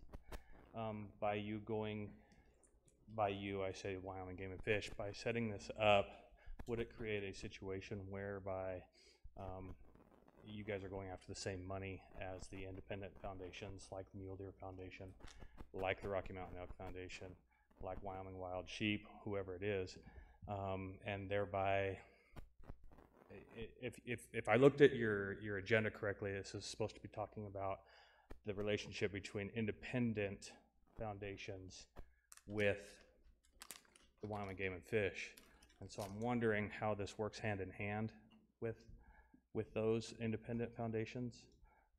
There's a lot of questions there. I can see the greatness in this. It's kind of odd because I stand here and I know my father-in-law was at that meeting last night, Jerry Gallus, and God love him. I'm looking at it a little bit differently, I guess. And so that would be the only thing that I would request, that it be looked into further, and to see what kind of effect that might have on the other independent foundations. Just a comment, if this Wyoming Wildlife Foundation had been doing their job, they had been doing what we're talking about doing now, so I don't know how that would affect you. If they had been doing their job, we wouldn't have had this discussion. They would have been asking these people for money, and they haven't been doing it, and that was my personal, that's what I thought was going on, and evidently that isn't what's going on. So we're going to take it up to where it should have been and where it was supposed to have been. So I appreciate your comment, but I like this idea, and I like the people are talking about it, and I think that we'll take that under consideration. But I think we're going to go forward with this. And what timeline? What's your suggestion? Do we want something here at our next meeting, or what? I'm open for. Well, I'd say the sooner the better. Pete and Galen, you've been kind of silent, and David, I mean, are you okay with this? Absolutely, you bet. I'm all in. Be good, yeah. I guess I questioned you, then where do we go looking for money? But there are organizations everywhere wanting money. And where do we go different? Still more, okay. I think there's a lot of it out there. Now, when you got people building $3 million houses and living in them for 2 weeks up in Wyoming, I think that there's resources out there that can be tapped, and It'd be great if we could get more funding coming in, no doubt. Well, if you don't try, you won't find out. Exactly. Exactly. I want to commend Pat. You know, I got to tell you, when he first picked this fight, I kind of just sat back and watched. I couldn't understand. I didn't know what his end game was. I don't know what you're talking about. But now that I see the groundswell of what I think is about to happen, I'm pretty enthused about it. And Pat, I thank you for your initiative in bringing this forward. I agree. he's real good about verbalizing what we're all thinking, and that's, appreciate that. Well, and he obviously thinks a couple of steps ahead of some of us. 50 words or less, thank you. Well, how about if we, Scott, I mean, what can you do? I mean, could you, we should have some budget numbers from before we turn the foundation over to the community foundation. Could you put something together, rough outline for us by our next meeting, or do you want to go 2 meetings, or? Mr. President, members of the commission, certainly the commission, and thinking back historically back into the early 2000s when the original Wyoming Wildlife Heritage Foundation was created, there was significant support, and not just for a couple years, but for a long period of time for the foundation. And we can certainly bring that information back to you for your review. I would think that we still haven't. I guess I'll have to ask Meredith if she can dig all that up, but I'm sure that we can come up at least with what the commission's contribution to that foundation was.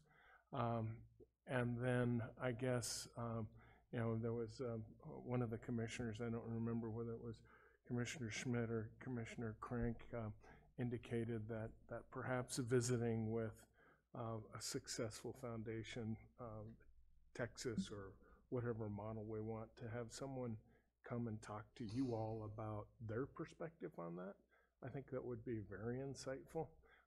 You know, obviously, the amount of passion and dedication that is here right now is unbelievable, and I would just say that we somehow have to harness that and move it forward. And you know, I was involved, clearly not as involved as Terry or John were in the last attempt to get the foundation up and running, but it would be quite an endeavor. I think that we need to recognize that from the get-go. It would be a huge endeavor, and should it work, it would be a huge legacy.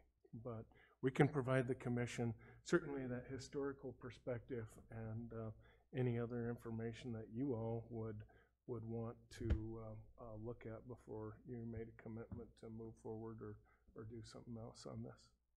When's our final budget? We will approve that in July? That's correct, Mr. Crank. I mean, it'd be ideal if we could, if the commission wants to do this, that's involved in, that would be included in that budget.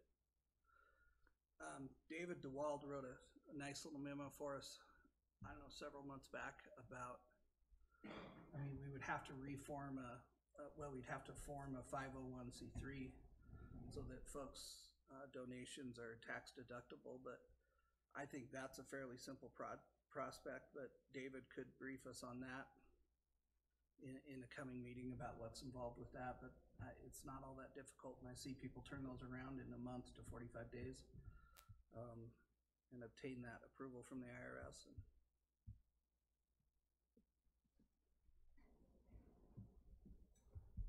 Do you know who's in charge of the Texas one? I do. It's a lady by the name of Ann Brown.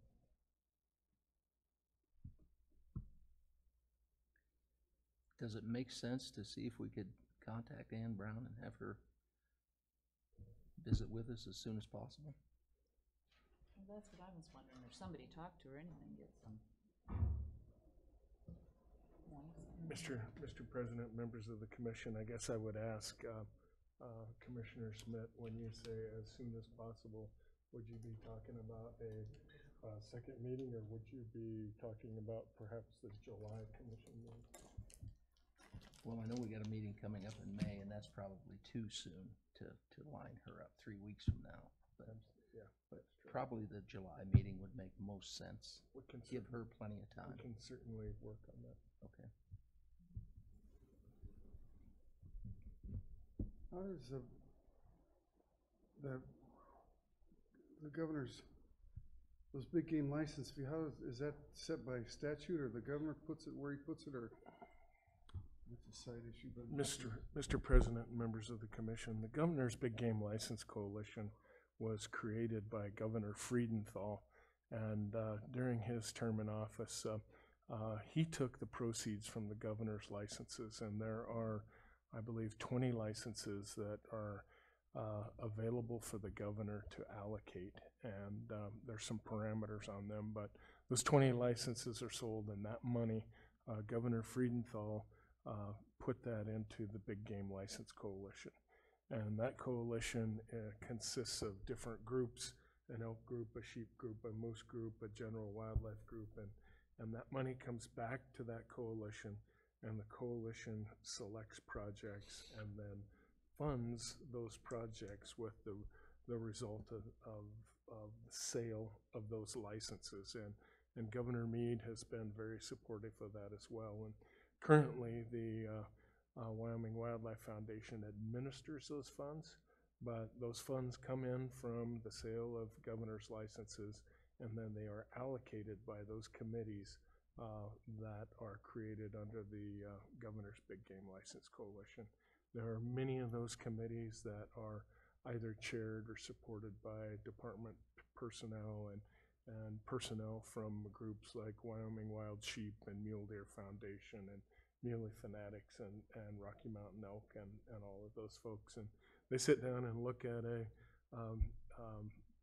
cadre of projects and choose the best projects. Does the Wyoming Wildlife Foundation take a cut of those, or just flows through? That's just a flow through. They administer that funding. They get 10%. 10% off the top. The way that works is, so let's just pick a number. There's a governor's sheep tag. It goes to Foundation for North American Wild Sheep. They auction it. They get to keep 10% of the auction proceeds. 90% comes back. Wyoming Wildlife Foundation gets 10%, and then 80% of that is supposed to be spent on sheep projects. But it's not a huge amount of money, but it's $100,000 and some odd a year. But I don't, that's kind of a secondary question, whether we try to go after those funds or not. May not be worth the fight if we're able to hire a really good fundraiser that is able to put money in the foundation. And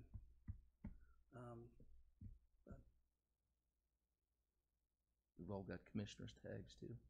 That's exactly right. Some of them go through them.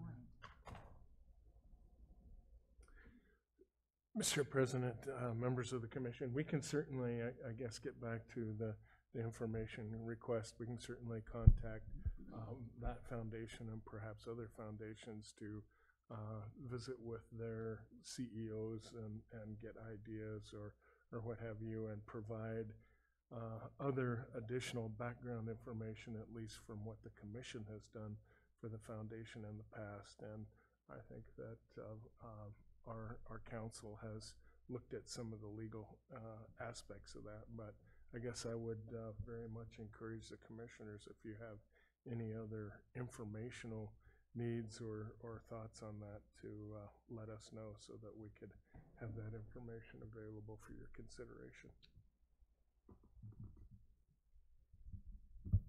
Is there anything else? No. So we're talking about July then?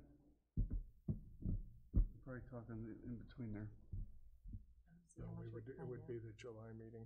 We'd either have to call a special meeting or do it at a scheduled meeting, and I would suggest that we do it at the July meeting. Right? You all right with that? I think that works, yeah. Okay. All right, congratulations. Thank you very much. Thank you. thank you, Carolyn.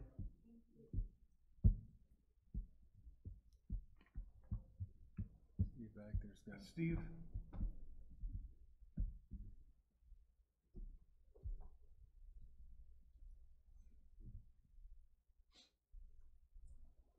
Thank you, President Anselmi, Director Talbot, members of the commission.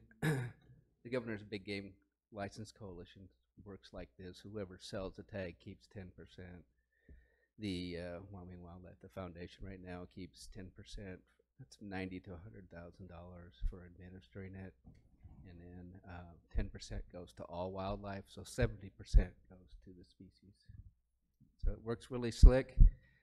If you dive into that, great. Just keep in mind what I think is really important is the information exchange. You've got all these major conservation groups in one room: Elk Foundation, Sheep Foundation, Muley Fanatics, Mule Deer Foundation, and so forth. And we talk about all these projects. Many projects are funded across all those species, and some are funded specifically by the species. So it's a nice all-day meeting with a great discussion. Committees have 3 members from the public and 2 members from Game and Fish on each committee. So it really integrates the Game and Fish with the community of Wyoming. So, and it is a 1-year agreement by the governor. So the governor could say any 1 year, nah, I'm not going to do that. And so every year we get an agreement with the governor to renew it. Now Friedenthal did agree to renew it for 4 years at a time. So the governor has that discretion, but it's not in statute. I would ask Director Talbot, maybe he could add one thought sitting back there about this new sort of foundation and money.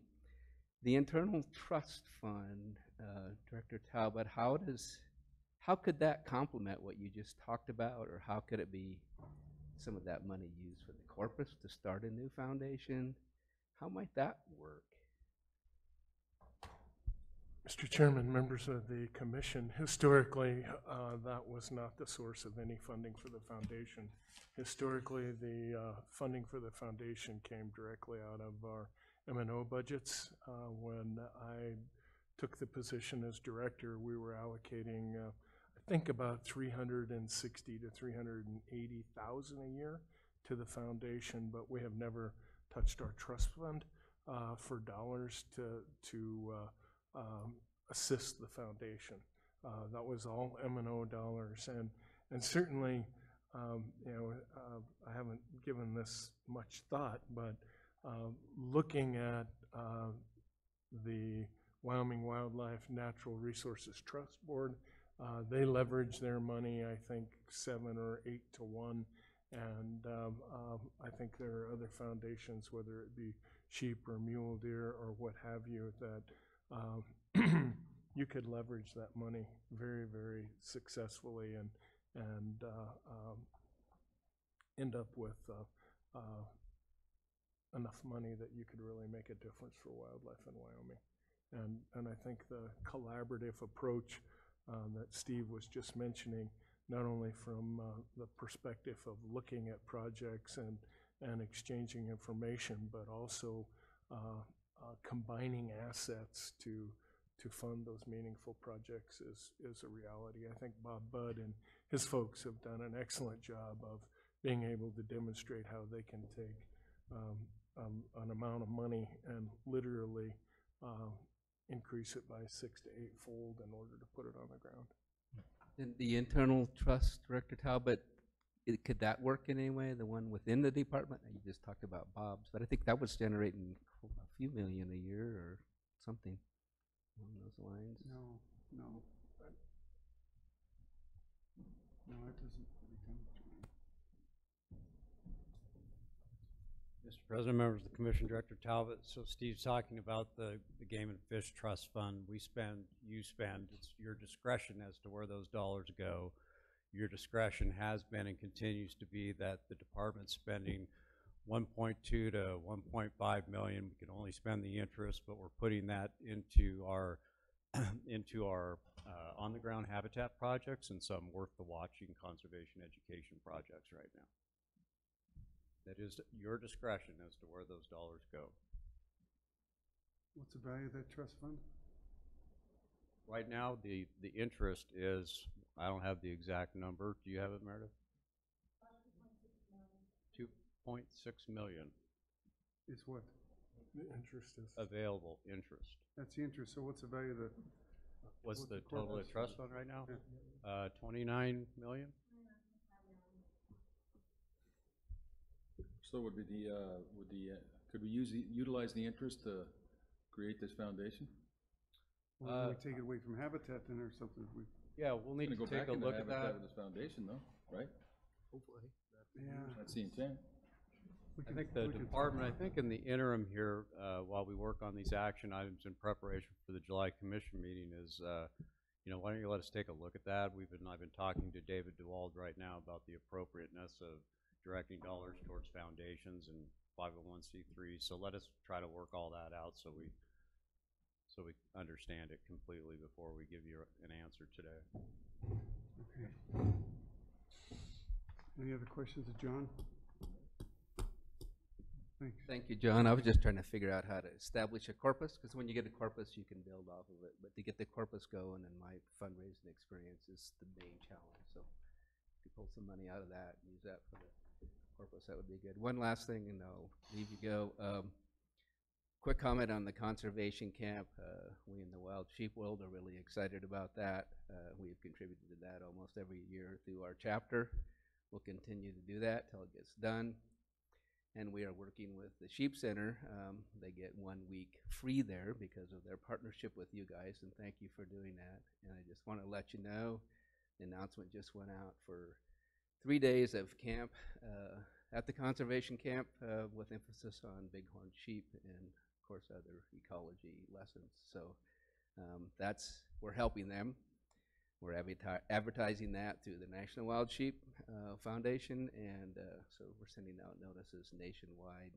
And next year, we hope to fill that the entire week with around 100 kids from across the nation with emphasis on bighorn sheep and other wildlife. So thank you for investing in our kids and investing in the future. It's what we believe too. Thanks, Steve. As long as we're on that, if we do this, we do need a dedicated fundraiser with a plan. I mean, this thing's stuck in my craw, and I'll get it off my chest here, I hope. But you know, when we did this conservation camp, they were gonna raise this much money, and that didn't happen. So you got to get somebody that's a pro. You just don't have somebody that puts a flyer out on the street and let's sell cookies and raise $5 million. But you need somebody that's a pro at doing this. It's not somebody that's Absolutely. all right. Is that all we need on this, or do we need more? We got a couple blue sheets here I'd like to go through. Jim Shell, I'm sorry. Is he still here? No, I'm sorry. Okay. Jim Laybourne.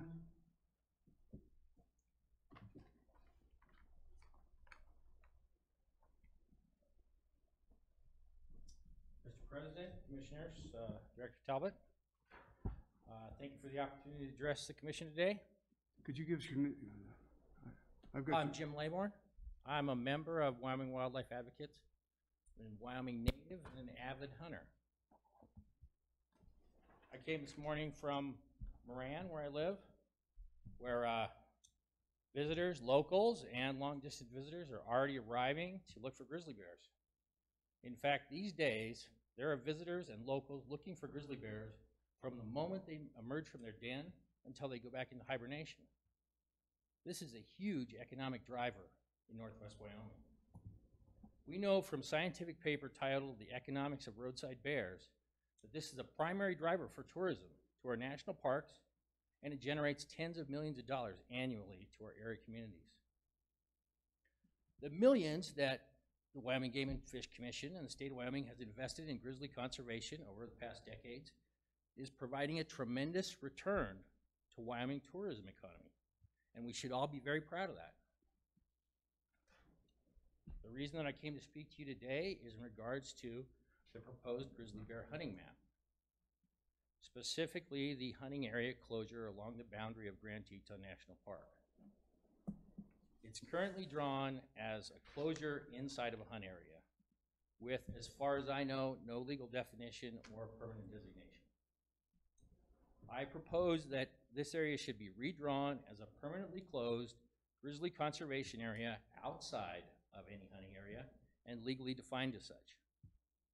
I fully understand that the state of Wyoming wants to assert its authority to create hunt areas in all lands outside of the national parks. However, it appears that there is already an acknowledgement by the Wyoming Game and Fish that this is not an appropriate area due to its proximity to the national park and the hugely popular grizzly viewing opportunities in that area. It's really hard to overstate just how important grizzly bears are to the Jackson Hole tourism economy. The first thing that greets you when you step off the plane in Jackson is a giant grizzly bear mural. And when you go to the visitor center, there's a giant bronze welcoming you also. You can't hardly walk a block in Jackson without seeing a carved grizzly bear sticker, a stuffed bear. We sell bears. We sell live bears. The number of visitors coming to Wyoming to view grizzly bears and the guiding services that take people to see bears are growing exponentially. And no doubt will become a more and more significant contributor to Wyoming's tourism economy in the years to come. It will not, however, become any more appropriate to hunt in this closure area in the future due to these same concerns. The time is now when we're preparing for grizzly hunting in Wyoming to make a permanent commitment to a robust and protected grizzly bear population for non-consumptive users. It will provide viewing opportunities for visitors all over the world and the many Wyoming residents who are making a good living guiding people to see bears. And I dare say that wildlife tour guides have at least as much of a right to make a living as hunting outfitters do. A permanently closed grizzly conservation area is the right thing to do, and I hope that you will consider it for the good of Wyoming. Where would this closure be? Well, it's already drawn in your map as a closure inside of Area Hunt 2. I would just propose that it would be removed from the hunt area and permanently designated as a closed area. So it's already closed, according to the proposal. I find nothing in the documentation that says that there's any permanence to it. It says a closure, but my understanding is that that could be opened. If it's primarily a hunting area and secondarily a closure, couldn't it return to hunting? I don't know. Excuse me, Mr. President. You make it sound like because we're going to have a grizzly bear hunting season that we're going to wipe out the bears. You're still going to have the opportunity to take sightseers because there's plenty of bears. Right. No, I'm not implying that you're going to wipe out a population. I make no assertion as to the number of bears that are being hunted at all. It's just that, this is a growing, continuing part of our economy. It always has been. I'm sure if you people have visited the national parks with your family, you hope to see a bear. Everybody does. I mean, I don't work in the tourism industry anymore, but I did previously, and virtually every person that I took out wanted to see a grizzly bear. Absolutely. It is, as you have just recently mentioned, the state of Wyoming has some of the greatest wildlife resources in the world, and people know that, and they continue to come here, and non-consumptive users generate an incredible amount of money for the state of Wyoming.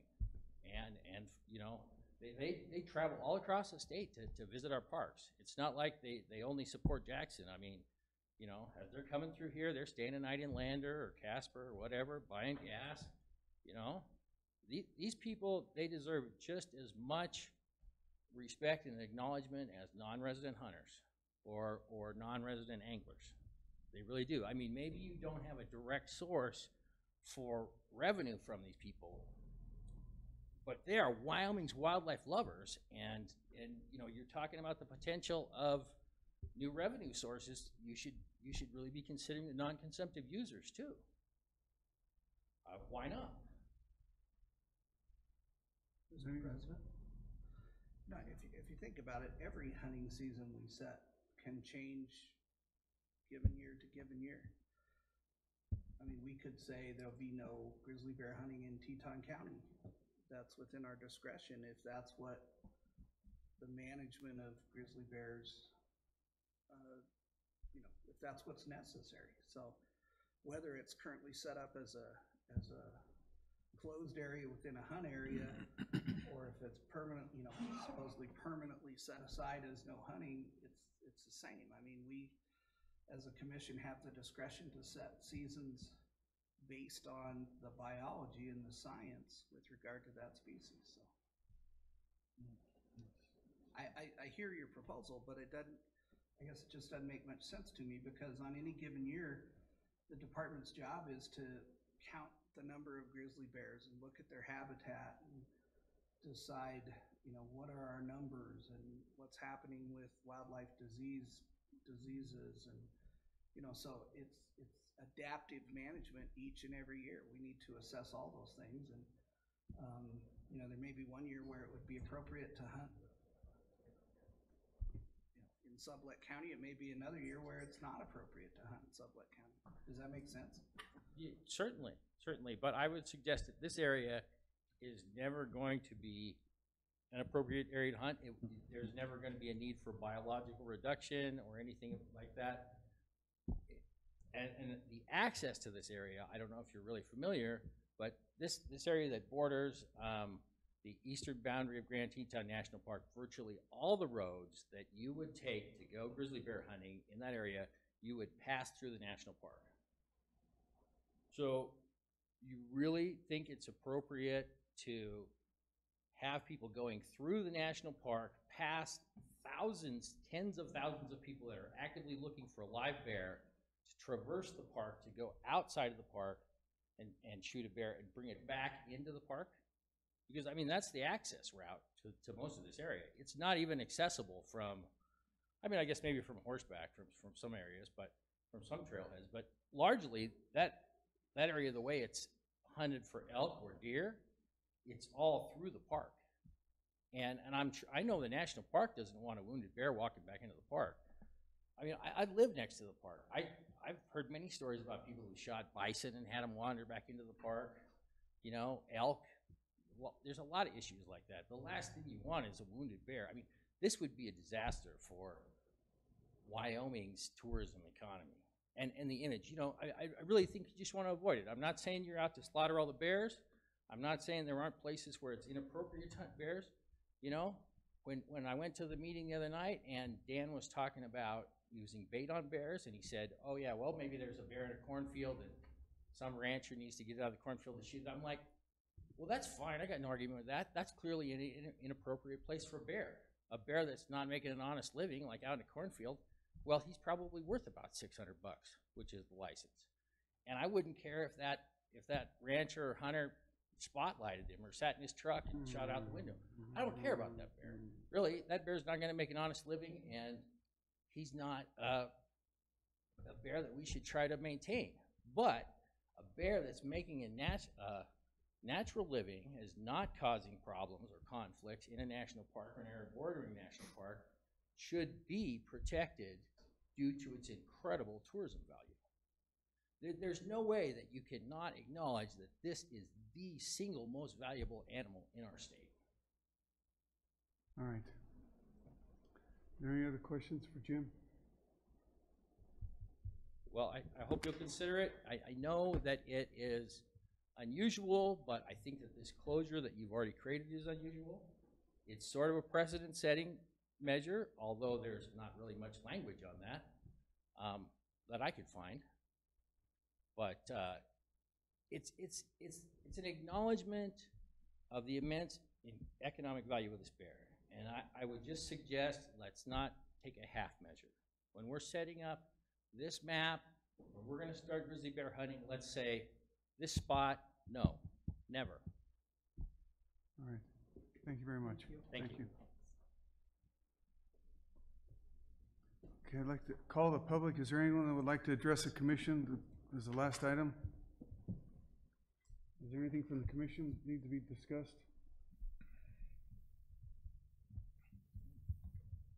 All right, tonight there's an open house. Right on the other side of the restaurant. Right on the other side of the restaurant. The Nature Conservancy we have a meet and greet, and I'll call it the Rael Legacy. They're giving away youth licenses, drawing for them. It's been a great tradition that Commissioner Rael started, and we'd like to thank the Nature Conservancy and welcome all other partners in the future if they'd like to help with this. So that'll be at 5:30 tonight, and we'll meet again tomorrow at 8 o'clock. Like a motion to adjourn, or? I'll So move. Second. Mr. Schmidt and Commissioner Byrd, second. All in favor? Aye. Aye. Thank you. Good job, Major.